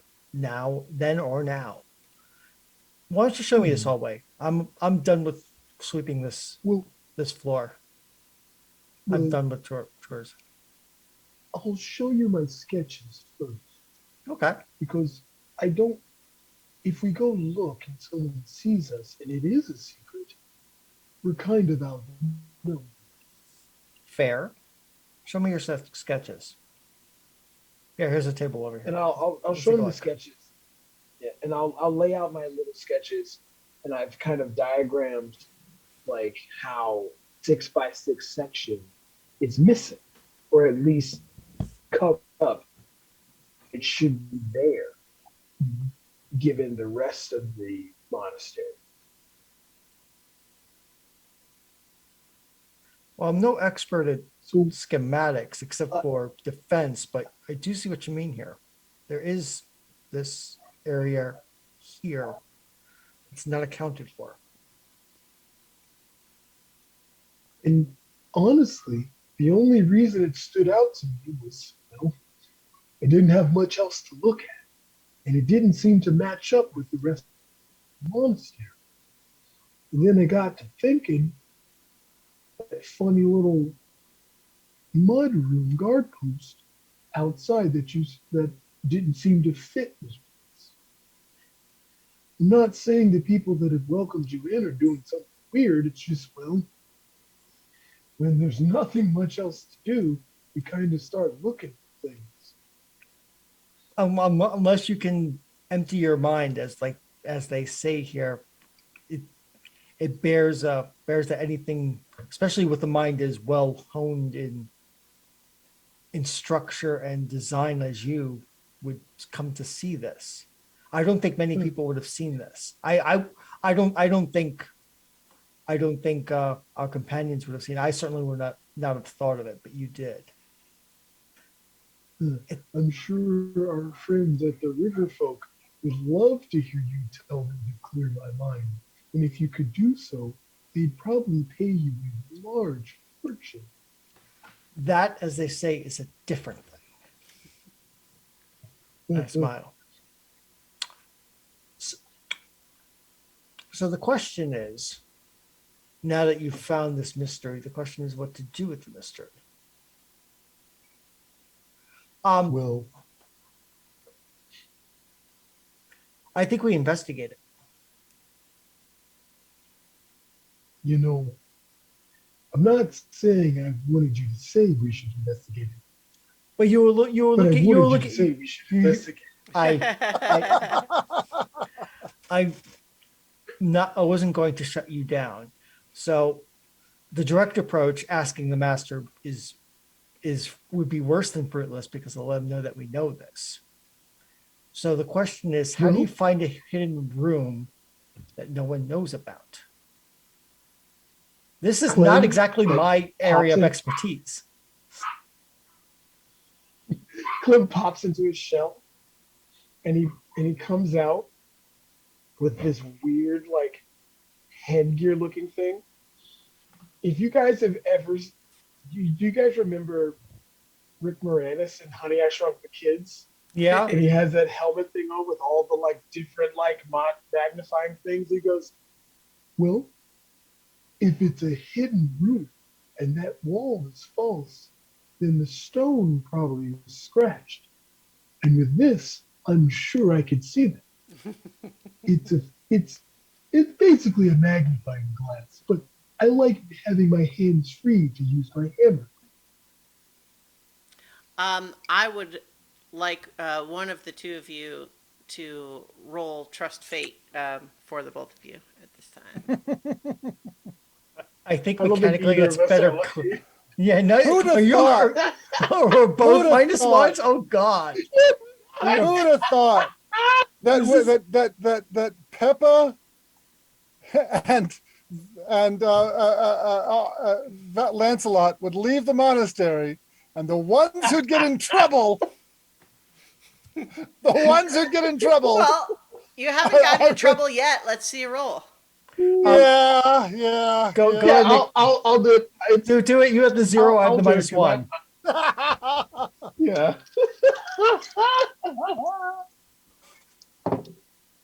Oof, that is a 5. Oh Okay. dear God, no. So I think what happens is that you've just had this conversation, and you as you're just getting to the point of saying let's go investigate it, and you go around the corner, you find Ulvid, the fox novice monk, suddenly surprised because clearly standing just around the corner listening to you, and then you came around the corner faster than he could get away, and now he drops the broom that he was holding, and he's on his butt looking up at you with terrified eyes. All of it. Were you eavesdropping on us? Consider your answer carefully. I And- ain't and been Clem dropping goes- no eaves. Well done. And Clem, So and Clem- yeah, Clem so goes, now hold on there, Arby. And Clem goes, I don't think he would be eavesdropping. That's not very Monk-like, no, but monk-like of you. the evidence Honestly, the evidence may suggest otherwise. But Really? Ovid, why don't you speak? because I don't know what to say. well, you know. Oh no. Oh yes. Clem goes, I know you're very new here, but have you heard stories of the noodle incident? Well, I think that the obvious thing here is to roll meet someone important, right? You know, once again, this would be a denizen faction, and the two of you together add up your modifiers. So if you both have a +1, for example, then you're rolling +2. I have a +1 with the denizens. I do As too a- as well. Hmm. Yeah, so I'll roll it +2. No. Okay, that's an 8. An 8. Okay, so with a reputation move, an 7 to 9 on meet someone important, you're choosing one of these two things, which is you've heard stories about them, or they've heard something in your favor, and you can take a +1 forward. When you play up your connection with them, with the faction, not him specifically. I would like them. Yeah, I would like him to have heard about us Okay. and the noodle incident. All right. Yeah. I mean, see, Um, see, I love so much though that we I- established though this I- noodle thing just because it's But- becomes a thing that can be. To be leveraged, yeah. But I don't want it to be. I don't want it to be necessarily a good thing. I want it to be an ominous thing because Okay. Yeah. it's again the vagary. Yeah, and Okay. because Clem is using this as a threat. Yeah. Well, because the other thing is He's too. Remember, he saw all the stuff that you took out and like surrendered and put in the locked room, right? Like, so Yeah. he knows that you're like you all are Oh, like, armed oh, yeah. individuals and Yep. that sort of thing. So, yeah. So as you And lean also, in, Clem still has the. the I was gonna say gear Clem on his still head. has the helmet Okay. on, so his eyes are really amplified and bulging as he looks at him because. Okay. Okay. So in this case, then, you have a couple of options that you can work with here. You can do a figure someone out roll, which is a roll with charm. But then there's also if you don't feel like you need to do that, you can also just go to persuade an NPC. If what you're looking is to just like talk him into not saying anything or whatever it is that you have in mind. So, I mean, you get the feeling as you kind of suggest that there might be things to know about you, that there's a hint of recognition and mild alarm in his face. And so what's next? Goes, you see, I'm very good with my hands, and I'm the one who made the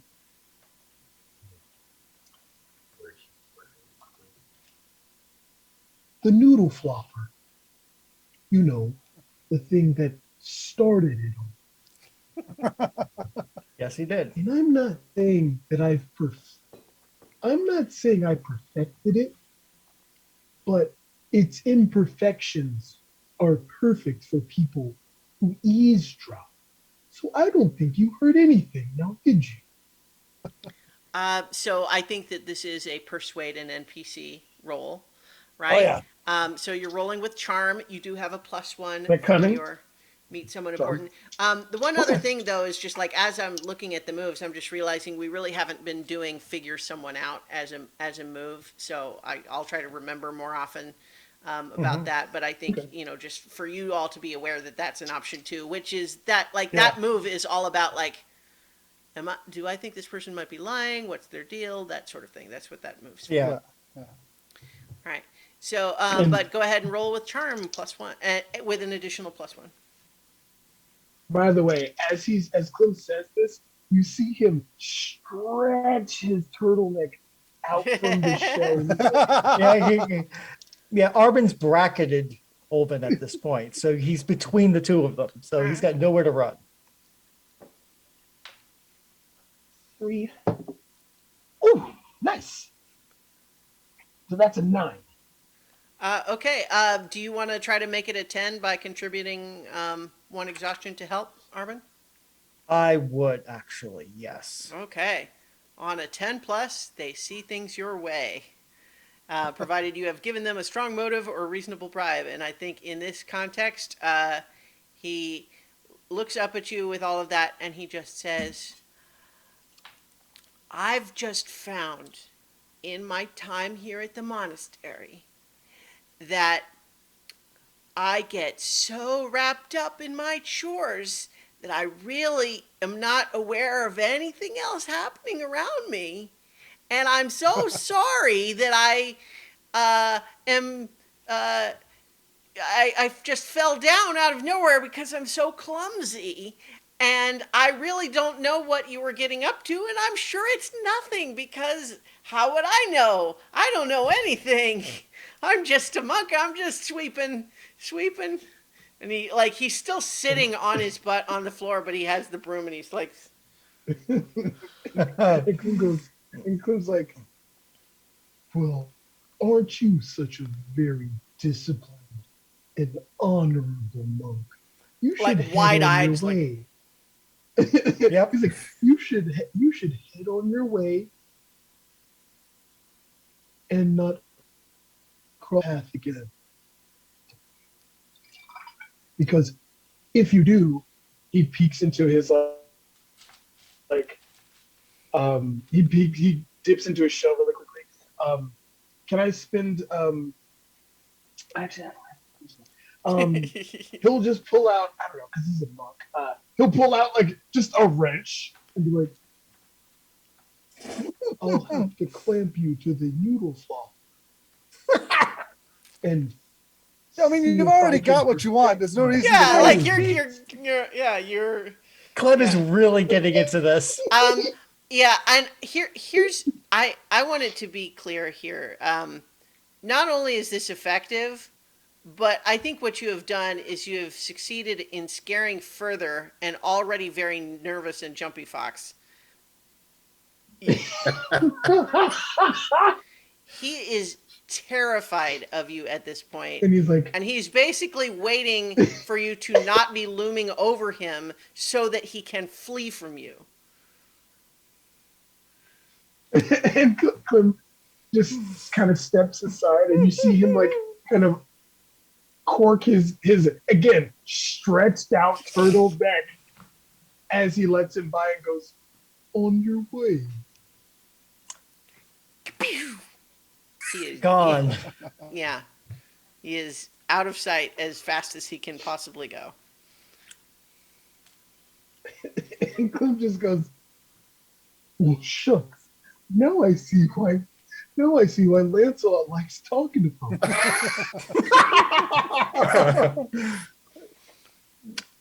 That was quite the performance. All right. Very nice. He So like cracks his neck. So as far as your investigation, were you planning to go at that very moment just to go over and look at this place that Yeah, Clement I identified? would have liked to see if maybe.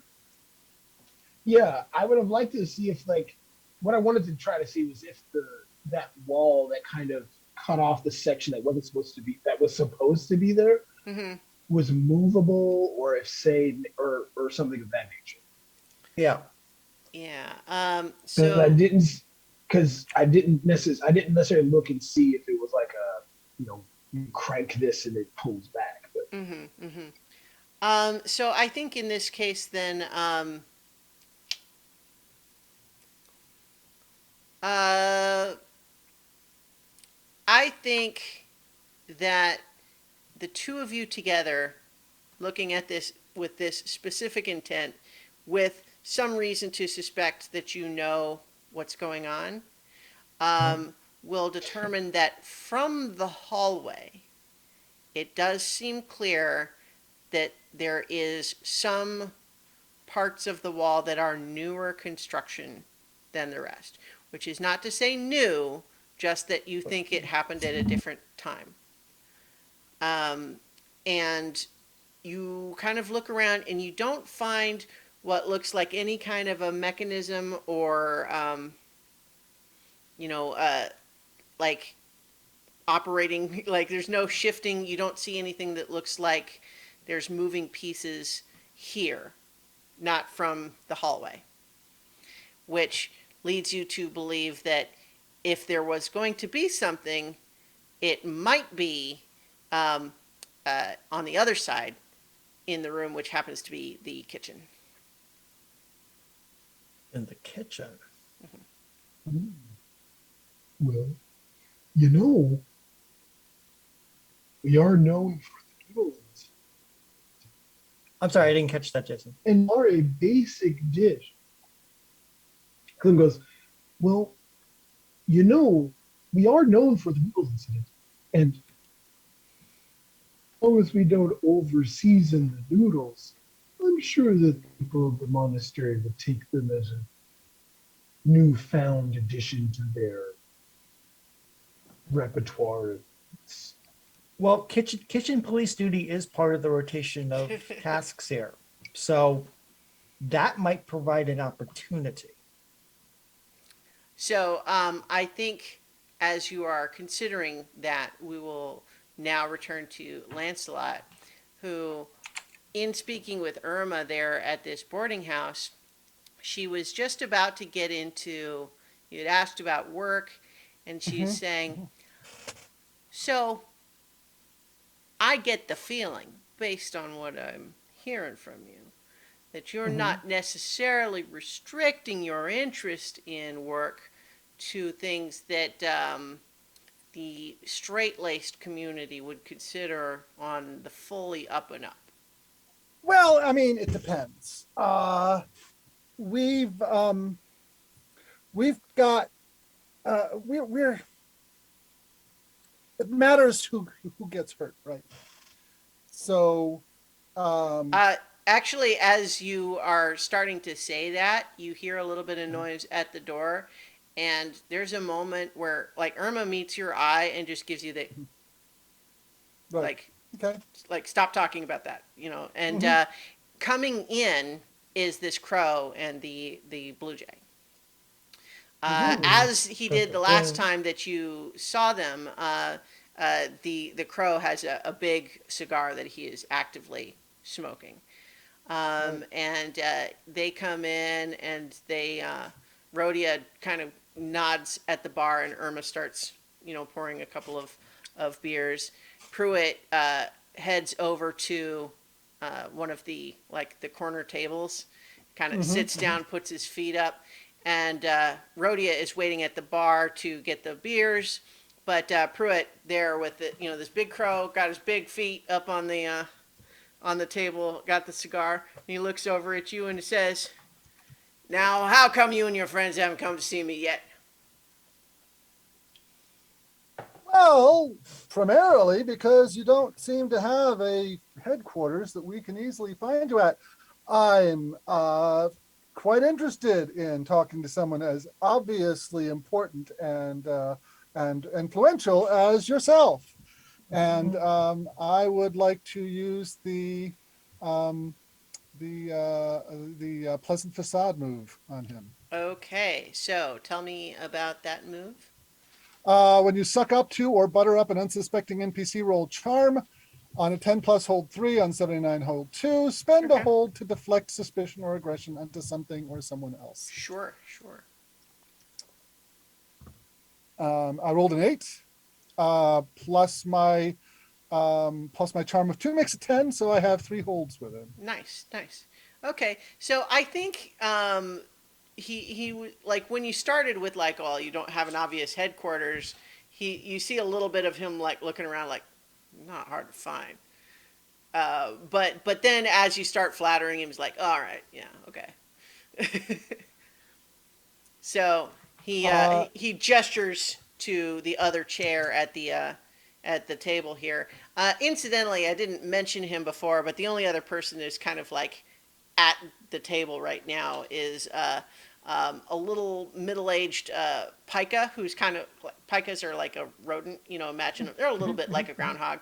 They live up, or not like a groundhog, Mountains. but prairie dog. Prairie dog. They live up in the mountains, though, and he seems to have had several beers already, and is mostly just like, this is how he spends his days. Okay.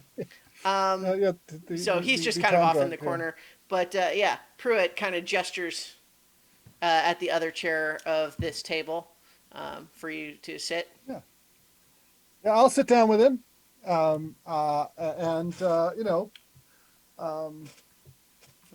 it's pretty clear from what I've seen around town that you're an important personage here, and quite frankly, if we had not been as exhausted as we were when we first arrived, I definitely would have come over to say hello on that occasion. But you know how it is. We're just not at our best. You are absolutely meeting someone important, so I'm going to have you roll for your reputation with the Corvid conspiracy. Luckily, my notoriety with them have not gotten so bad that I have a penalty, so I'm rolling straight dice here. Mm-hmm. And I rolled a 10. Well, there you go. So once again, that means that you both can have a question that you would like, or something you would want to know about them, and also that they perhaps have heard something positive about you.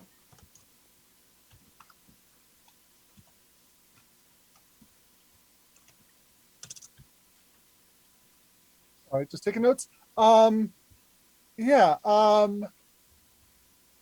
question that I would want to know is, what's his status in the Corvid conspiracy? Is he an up-and-comer? Is he someone who's like escaping a bad situation? Where does he fit into the Corvid conspiracy structure? Yeah.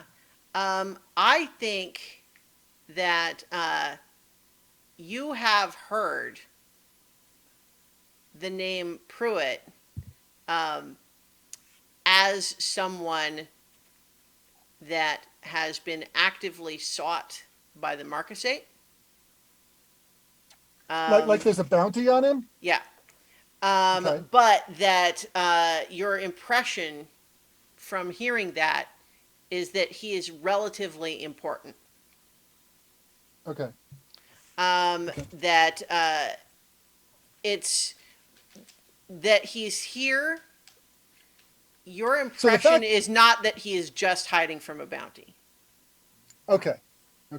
So this is an indication. So he's he is moving in, not. Yeah. So I think your impression is that if we are to use terminology that others might understand, he's perhaps a capo. Like he is. He's not in charge, broadly speaking, Right. but local control. Yeah. And Okay. yet this is not the region that you had heard his name associated with previously. You also know that the market, I want to, like, bounty is maybe not quite the right word so much as suspicion that he is wanted for questioning by the Marquisate. Okay. A person of interest. Yeah. But certainly in the context of being a criminal. Right. Yeah. Oh, yeah. Yeah. No. Yeah. I got it. Right. Yeah. So, but I just wanted to make that that part of it clear if it wasn't already. So yeah. And then I think that he looks at you and he just says, "So, you and your friends, they come to town. I would have taken you as folks that might have some coin on them and not want to, skimp and save up in a boring place like the monastery. So I'm thinking you all and your friends, you're maybe on some hard times. You're looking for someone to give you a hand up, a hand out, a little pay and work." I am, as I was just talking about recently, we are in fact looking for work. And At this point, Rhodia, the Blue Jay, which, as mentioned, like you get the impression she's like early 40s woman Blue Jay, but ripped. Like she's got huge arms, and she's not that big, like tall, but just Right. like right. right. One of those people who's 5'6", but looks like they could flip you over a car. In any case, though, she has come over with the beers and is noting that there are 2 chairs at the table where Pruitt is sitting, and you're in the other one. And she is looking at I'm you gonna- like, I'm like- going to read a tense situation to yeah, see. sure, there you go. To see what Pruitt is expecting to happen here. I think I Uh-huh. know, but I want to do that. So I believe that's a cunning roll, correct? Yeah. Okay. Oh, my dice failed me. I rolled a 5. Uh-oh. Oh, no. Yeah, so I think that Rhodia looks down at you and just and she's just glaring at you, giving you a dirty look.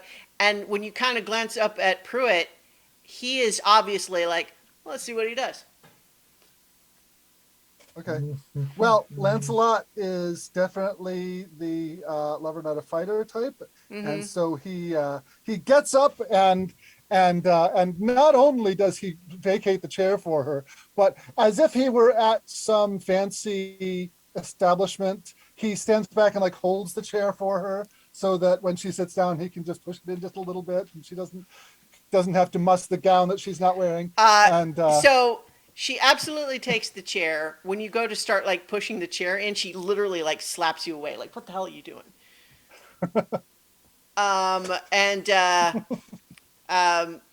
You look Lancelot's got a lance. That's all Sure. there is to it. I think Pruitt looks at you like, well, all right. But yeah, so to the extent that it seems like that was maybe a toughness test, and you did not show yourself to be the tough one, which I'm not the tough one. Yeah. Yeah, yeah. But Yeah. so I mean, anybody who knows anything about us knows that I am not the tough one. So I think what do you do at that point where she has now taken her seat and given one of the beers to Pruitt? And, I will go over and because this is not a big place. No, This is there's a little tiny place. 3 tables, and they're like the sort of table where you can have 3 people sit at it if they don't have like plates. Yeah. Little so tiny bar tables. So I'll just take another beer from the bar because I've got it in there with Irma, and just kind of lean nonchalantly on the bar nearby to where the 2 of them are, still kind of in conversational range, but giving the Blue Jay her space there. So hypothetically, theoretically, what kind of opportunities are you talking about, my good man? Well, you tell me. Am I talking to you, or am I talking to your gang? I'm not at liberty to make any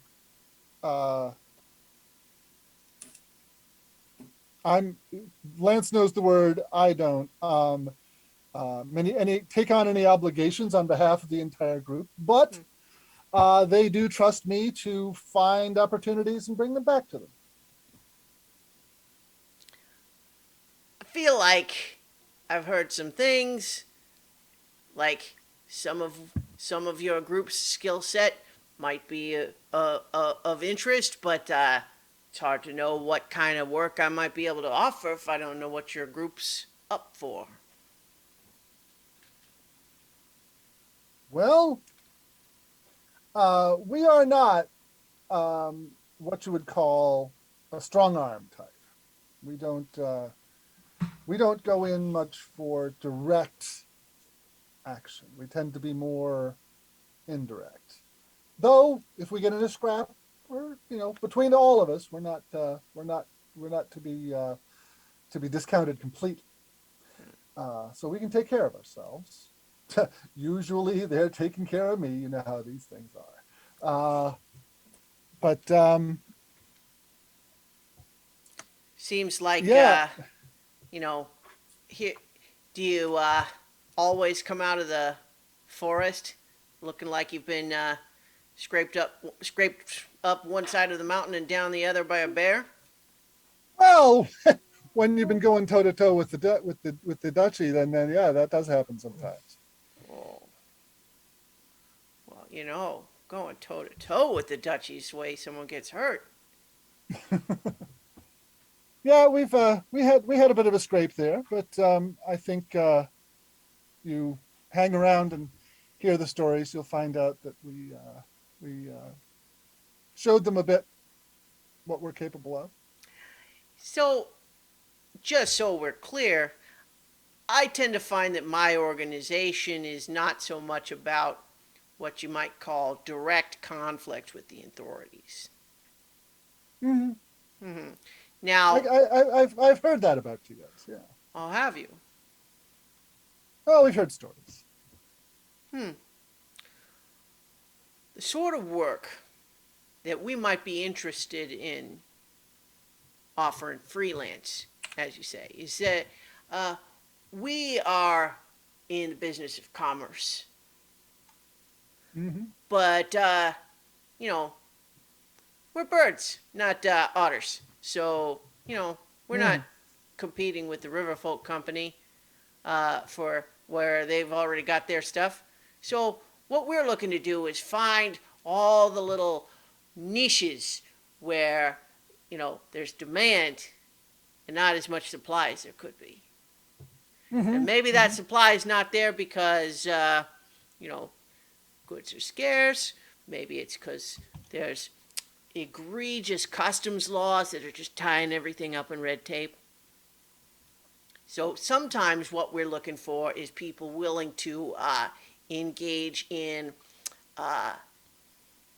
non-customary methods of transport of goods from sometimes places that are a little out of the way in the forest instead of, in a nice safe clearing. Mm-hmm. Mm-hmm. Yeah, that's not out of the realm of possibility. Tell you what, if you've got an opportunity like that waiting, right away, I'll go and talk to the rest of my crew and see if we want to start talking details. But is this one of those things where what's in the boxes isn't to be discussed, or can we be aware of what's being transported? Because that is an important stipulation. Rhodia leans over and whispers something to Pruitt and then sits back down again and again takes a sip of her beer, just giving you the death stare.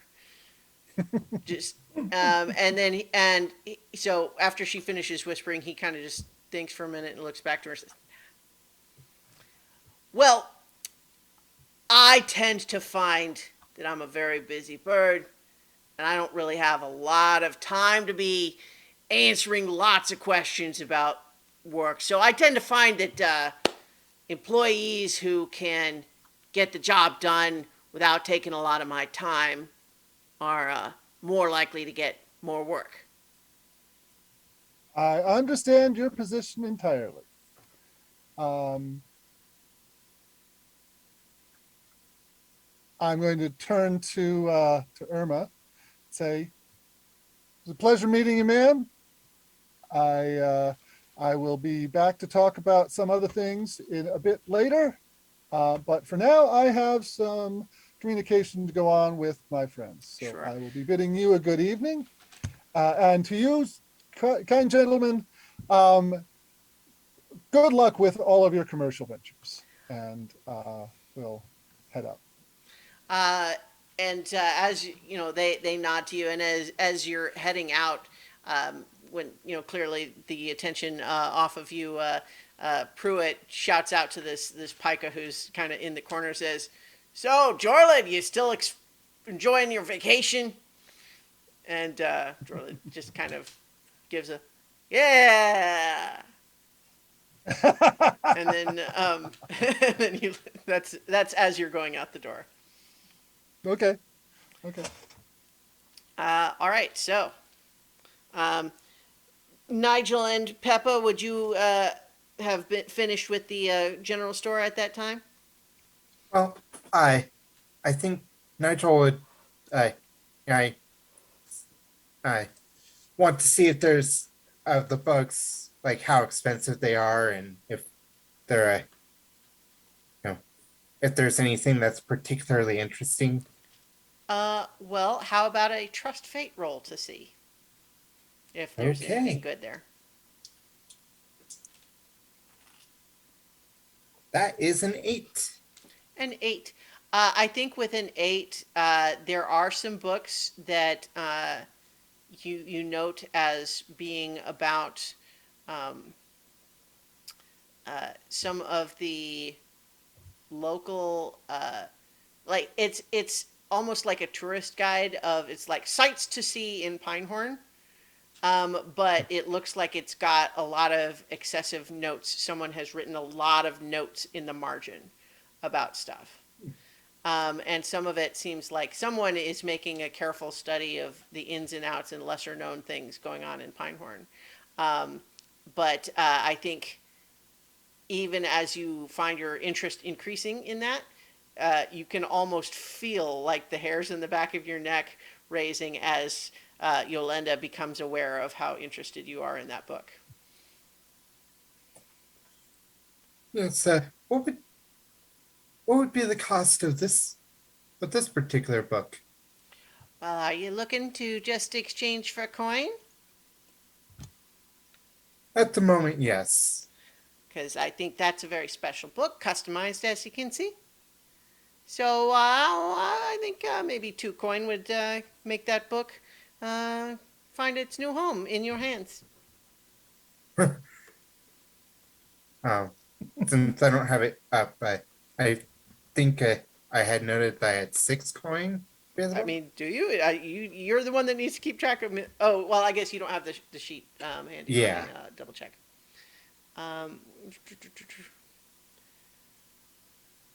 Let's see. Yes, you do have 6 coin. Okay.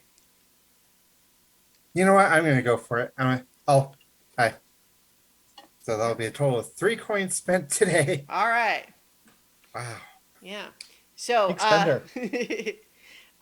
okay. So yeah, you take that book, and I think that would, that book, as you study it, certainly if you go to Pinehorn, you would, I think, find that you know lots of fun little details about the place that wouldn't be obvious to a newcomer otherwise.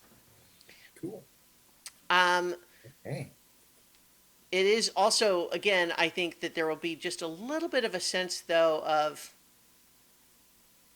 why would a book like this that someone has taken so much careful notes in be here in the general store trading post Yeah. for sale? That is a question. I mean, there's lots of ways that it could happen, but also it seems like the sort of book that the person writing all those notes would probably not want to, part with Yeah. lightly. Yeah. But in any case, though, so if the two of you are coming out, you'll probably see Lancelot emerging from the Coming out of the boarding house. boarding house. Yep. Did you find anything interesting? So I had a lovely conversation with Irma, the lady who runs the place, and she's quite an accommodating person. Accommodations. That was a joke. The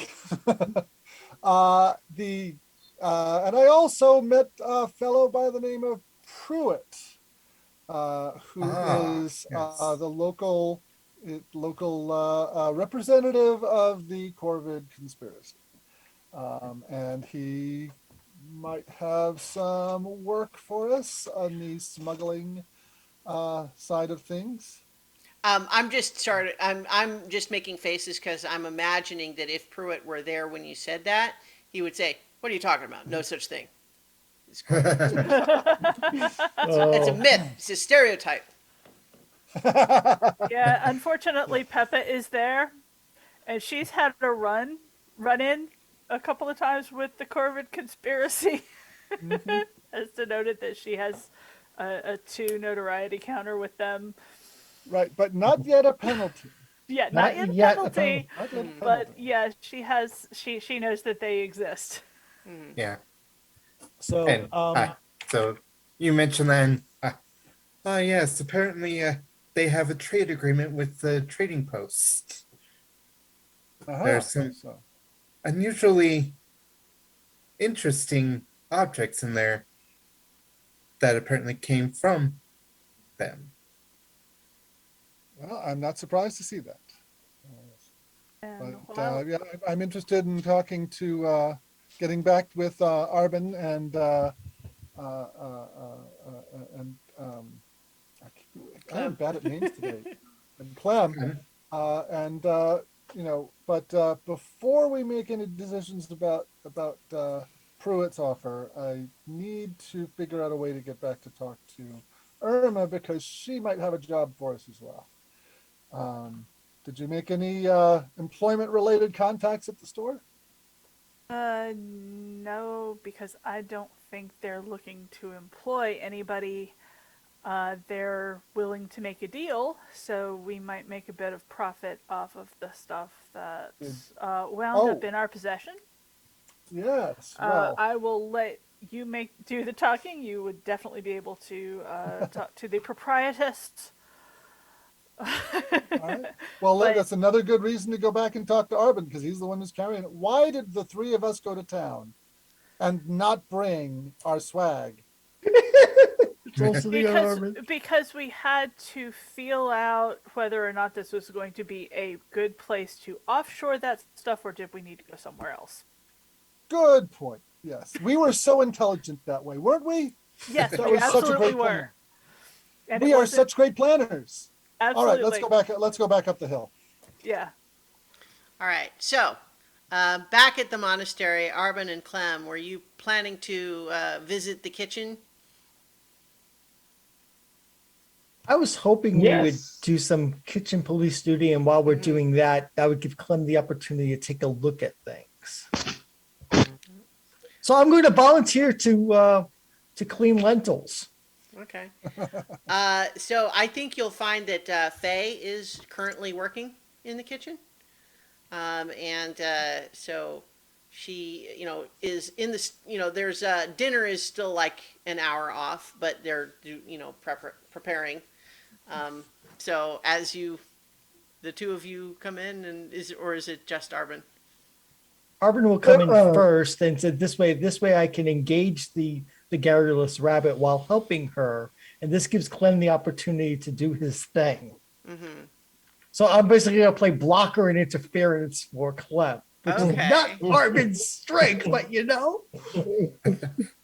Yeah. He's okay. great at getting in people's Intimidation. way. It would, He is Yeah, great but at usually getting with a people's way. sword, not with a... hey, Mhm. intimidation isn't Clem's forte, but he did okay. Yeah, well, So I think that it sounds like what we're looking at here is persuade an NPC that this will be one role for generally saying, yes, let us come in and help, but also the combining that with you kind of occupying her attention, Arvin, and in a way that Clem might be able to do something else without necessarily obviously being spotted.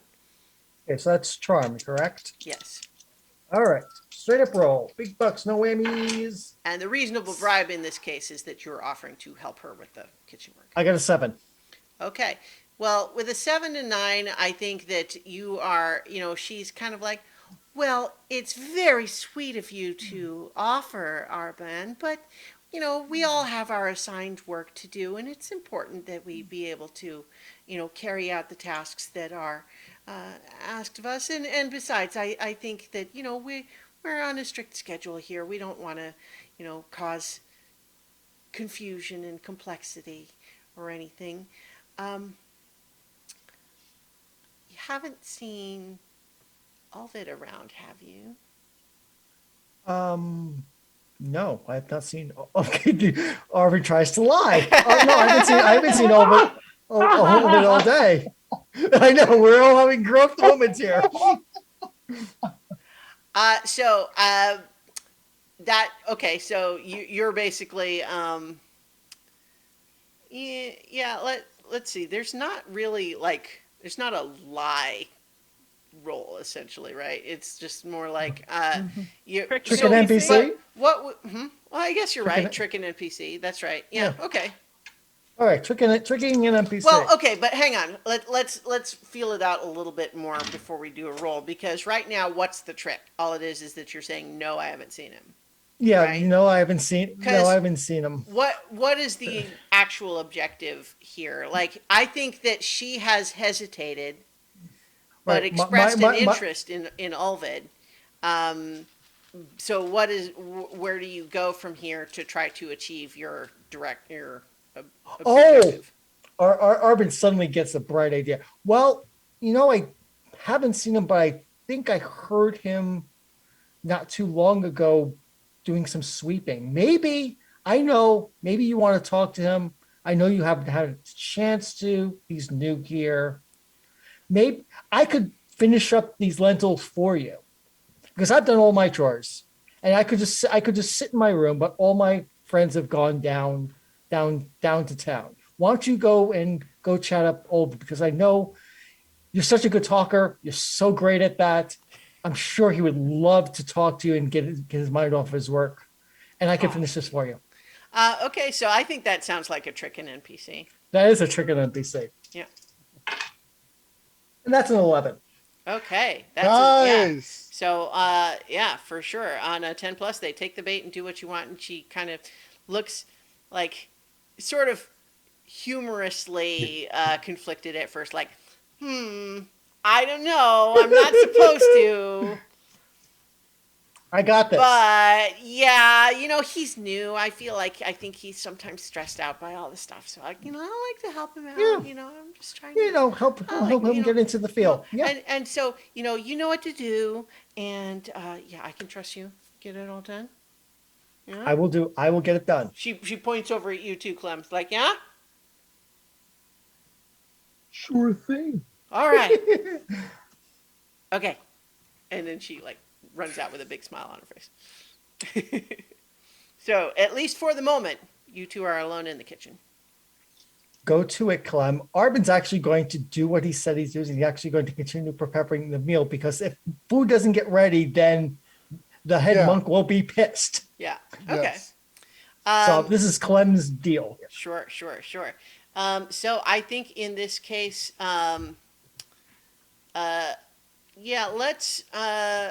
let's have you do read a tense situation, Clem, which is a cunning roll, and it's not Okay. tense really, except that it's a little bit tense. You're kind of doing something you wouldn't want to be caught doing.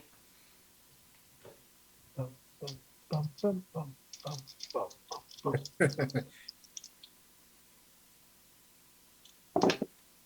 Oh no. 2, 7, Okay, that's 9. Okay. So on a 9, you can ask one question, basically. And so, the standard questions are what's my best way in, out, through? Who or what is the biggest threat? Who or what is most vulnerable to me? What should I be on the lookout for? You know what? So here's what I'll say is that you are looking through and, you're checking like the area which would be adjoining that area, like the mystery area, and it's actually in a little bit of a cupboard area, like a pantry, and you're kind of inspecting in there, and then you look under one of the shelves, and there's actually a strange little handle there. It's sort of hidden, and you only spotted it because you're kind of looking, and you sort of pull that handle, and you hear a little gear latch go ka-chunk, and then you realize the whole back wall of this pantry can just swing in like a door. But Well, as you discover that, another monk comes in and into the kitchen and just says, "I thought Faye was working dinner." I'm just relieving her.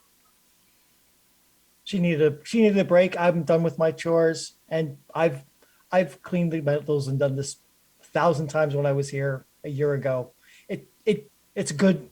It's good to clear my mind by doing this. It's a good rhythm. It's a good routine. And I go back. All right. As he's talking, I'm going back to preparation. And yeah, and so I think as that happens, he just says, "It just so happens that I don't especially care for the way that Faye prepares the lentils, and so I always try to find a way to come in and help with dinner preparation when she's on the kitchen duty. So if you don't mind, I'm going to do a little bit of extra," and starts and he's like heading towards the pantry to like. No. I will get away. No. I got this. I did it. I've been around the clearings. I'm not going to make them bland and straightforward. I got this. Well, look. I'll point. See, salt, Well, pepper. so See. I think what happens here, and this is ultimately the result of the 9, right? Is that it's not a perfect hit, which is you have discovered a thing, but that there is not time to investigate it as thoroughly as you would like. So I will give Clem the chance to either go into this secret room and try to close behind him, not knowing what's in there or when he'll be able to come out, or to close it for now and come back later, some another time. You could be getting spices for me, or you could hide. Take your pick. do I hear the individual? Yeah. So Talking you to are literally Alvin? there in a place where you're bent way over with your hand on the latch, and you realize you could push this door open and go through it, or you could just kind of pull it back latched again. You have a split second to make a decision. All right. Oh God. Clem's gonna go in the door. All right. Oh God. So I think what happens is that you go through and close the door behind you and find that you are in a small dark room with a set of stone spiral stairs going down. And Arbin, you are in a position where you know that Clem was checking out the pantry, and so you're hurrying over to try to stop this other monk from seeing him if Clem was doing something he shouldn't, Right. only to discover, where'd he go? He's not there. That's surprising. I was like, okay, I will stop back up. Say, okay, and I'll try to roll with this punch. I don't know what happened to Clem. It's like, okay, so what do you? And I'll try to switch over to it. So what do you put in your lentils? Tell me what spices you put in and what stuff. I'm gonna try to make lemonade out of this lemon. All right. So I think,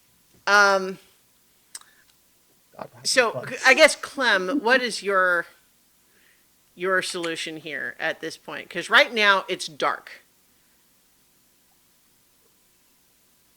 I'm going to freeze and listen to see Okay. if I hear either movement in this room or noises coming that are not from the pantry side of the wall. So this room, as you had discovered with your floor plan, is just like 6 feet by 6 feet.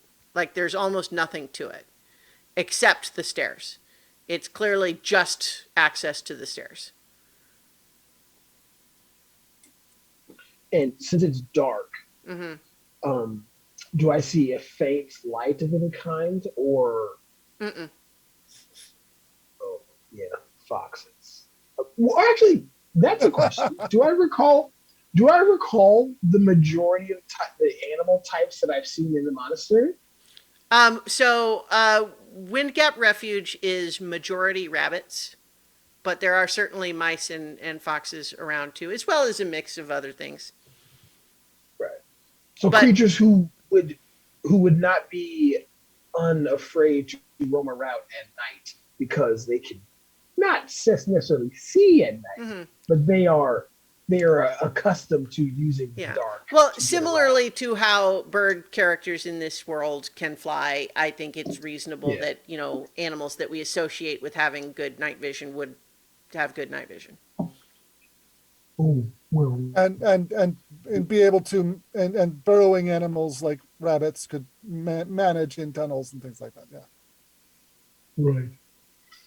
So since you said that I saw that it was a staircase going down before Mhm. I shut the door, I saw that and like, well, and oh man, this is bad. I don't have any more conclusion. So here's the thing. Um, you basically have two choices. One is go down into God knows what, or kind of say, okay, this is here now. You kind of wait until there's maybe an opportunity to come back out, and then, like, again, it's kind of almost the same choice you had before, except you know a little bit more, and consequently have a little bit more trouble getting out. Um, that being said, I'm not going to descend the stairs, but I will go towards them Well, so and like I see said, if. there's almost not even towards them. It's like 6 feet by 6 feet, where like Okay. it's just a spiral set of stairs. Like there's just corners around it. There's not really Oh. much else to the room. Oh, cannot. Well, then I would like to stay up into this 6 by 6 room, but I would like to walk around the area that I saw to see if Okay. there's a lever to open the door that I Oh just well, came yeah. through. There's certainly a Because lever to if not, reopen the door you came from. Yeah. okay, then if I saw that, then I'm going to wait and just listen on the other side of this wall as Arvin saves my bacon. Yeah. So I think that in this context, Hopefully. yeah, I think that all that really results from this is an awkward 15 minutes where it's like Arvin is trying to talk this other monk out of it, but the other monk, now that he's spilled the little secret that he doesn't like the way that Faye cooks dinner, feels Yeah. like there's a connection now between you, Arvin, Oh, and oh boy, I'm bonding over lentil chicken. yeah, and so I think it takes you a little while before they leave again, and you're able to kind of check the pantry, and Yeah, the two of you work out that you can get back out. you come out. Yeah. But by then it's almost dinner time, and there's a lot more activity around. You're probably Yep, not going it's to time have. to actually work. Mhm. Yep, draft Clement to finishing up dinner with me. Well, yeah. And as we finish up the dinner, I go, well, that's a lot spicier than these monks have had it so far. You get a belly laugh out of Arvin. So I think I'm going to, for the sake of story and being close to the end of the session, I'm going to, if you will all permit me, say that there's not a lot else that happens as we go into the evening and it's bedtime. And I think you're maybe going to, you might plan to have some discussion about, possible work opportunities and everything. But as there's a lot of people around and this seems like something you might want to do in private, I think you probably maybe would you wait to have this happen like late at night? You all kind of sneak into a corner or something? Yeah, Yeah. yeah. Yeah. We gather up. We kind of give each other a nod and a finger beside the nose, and Hmm. gather up after. Because I mean, I'm sure that we don't have like individual rooms. This is a dormitory Yeah, for no, people for like sure, us. for sure. Yeah, it's And as long as there aren't too many others in the room, then we can mhm. slip off. Yeah, And you can find a quiet spot. But I'm going to interrupt that conversation you might have because just as you're starting to get into it, filling in, your respective groups and what you saw, you're hearing some activity from like elsewhere in the monastery, and then you realize that through the window, kind of, it's pretty distant, but someone is like really shouting at the top of their lungs far away. You can hear kind of through the window. Does All it right, sound well, Okay, familiar? Peppa's gonna go find out what Yeah, that is. oh yeah, oh Hey, yeah. let's go. Armin's not gonna hesitate. Yeah. Go. Yeah. Yeah. Yeah. So, Peppa, so we can imagine, again, we're a little bit cutscene mode here. So, Peppa kind of climbs out the window to just kind of like soar down to try to get a sense of what's going on. Uh-huh. And as you kind of look down, and it's dark because it's, this is the middle of the night, but, as you're looking down towards town where they have some torches that like, braziers that are for, lighting paths and stuff like that. You look down and you discover that the sound that you are hearing is Rhodia shouting at the top of her lungs saying, "Who did this? Who did it?" And as you fly down, you see that near the well, you see Pruitt lying dead by the side of the well. Oh, Crap! wow. Oh no! Oh boy. And that's where we're going to end tonight's session. Dun dun dun. Yeah. Wow. Okay, well, I'm going to erase that hold I had on there. Unless we can Murder resurrect most him. foul. Yep. Uh-huh, uh-huh. Oh, Oh God. this is for the But birds. ching. So, once again, it is time for our session moves.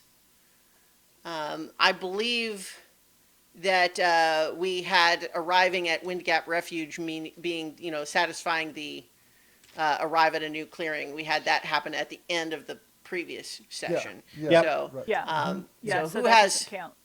who has some drives that they think they maybe met this time? Let's see. We're Nothing just here. starting a new Nothing arc, here. so it makes sense that there This might not be is- any. This is a little toss up because I think I technically learned, but at the same time I've expanded. So mysterious mysteries advance when you discover the truth behind strange phenomena or goings on Yeah. within a clearing. I think you I have figured discovered out that there there are some was- strange phenomena, but you don't know the truth yet. Yeah. Yeah, we need I to get figured in. I out that think. there was. I was correct. There was a. Mhm. Yeah, I figured out there was a correct. There was a missing 6x6 room, Mm-hmm. but now I need to know what's in the bottom. Yeah, like Yeah. so the mystery has deepened. You haven't gotten to the truth yet. Yep. Yeah. I think But- you're up for some advancement in the next few sessions, though. Yeah. Yeah, absolutely. Mhm. Those of us with anti-militarist and wanderlust are not going to be getting a lot of advancements in the next few Yeah, sessions. I But that's think you're fine because gonna- I've been getting but- lots of advances lately. It's we can also change true that you can, because, for exactly this reason, is that one of the other Yeah. session moves you can do is to change one of your drives if you like. Yeah, yeah, yeah. I think Yeah. I'm actually going to keep it. Mhm. Just because one of the things that I've learned is that unlike D&D, advancement is not like the be all and end all. There's all kinds of goals to have outside of that. Yeah. You know? It's not concrete power, right? Right. In D&D, when you level up, you just get a boost, an overall boost. Whereas in this, you have so many more choices about how you want to level up. Like you can become more utilitarian, or you can become more combat oriented, but you can also become kind of a jack of all trades. And you can focus more on bettering things that your character does that other characters don't do.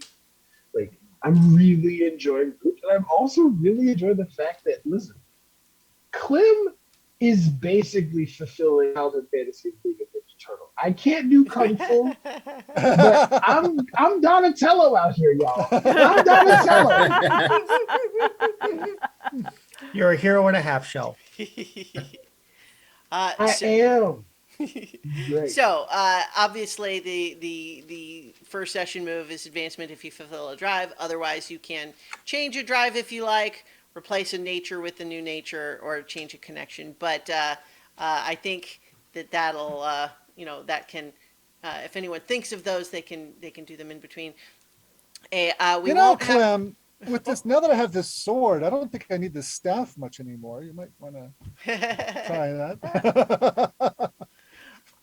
So I think just briefly programming note that we will not have a session next week. I'll be out of town, but we would plan to return in 2 weeks, I think, for more Roots, the role-playing game. And just as a last note before we started the stream, everyone was talking about murder mysteries, which made me very happy. Oh wow! Yeah, well played. Christina, well played. The problem is that none of us are Hercule Poirot, Miss Marple, Sherlock Holmes. Well, No, maybe the we're- five of you we're- together can make up a competent Yeah, we're the investigator. Scooby Gang. Well, people are the greatest monsters. What about animals, though? Wow. Oh. Animal people are the greatest monsters. Greatest animal monsters. Anyway, we'll be back in 2 weeks, everyone. So good night, everybody. Good night. Good night.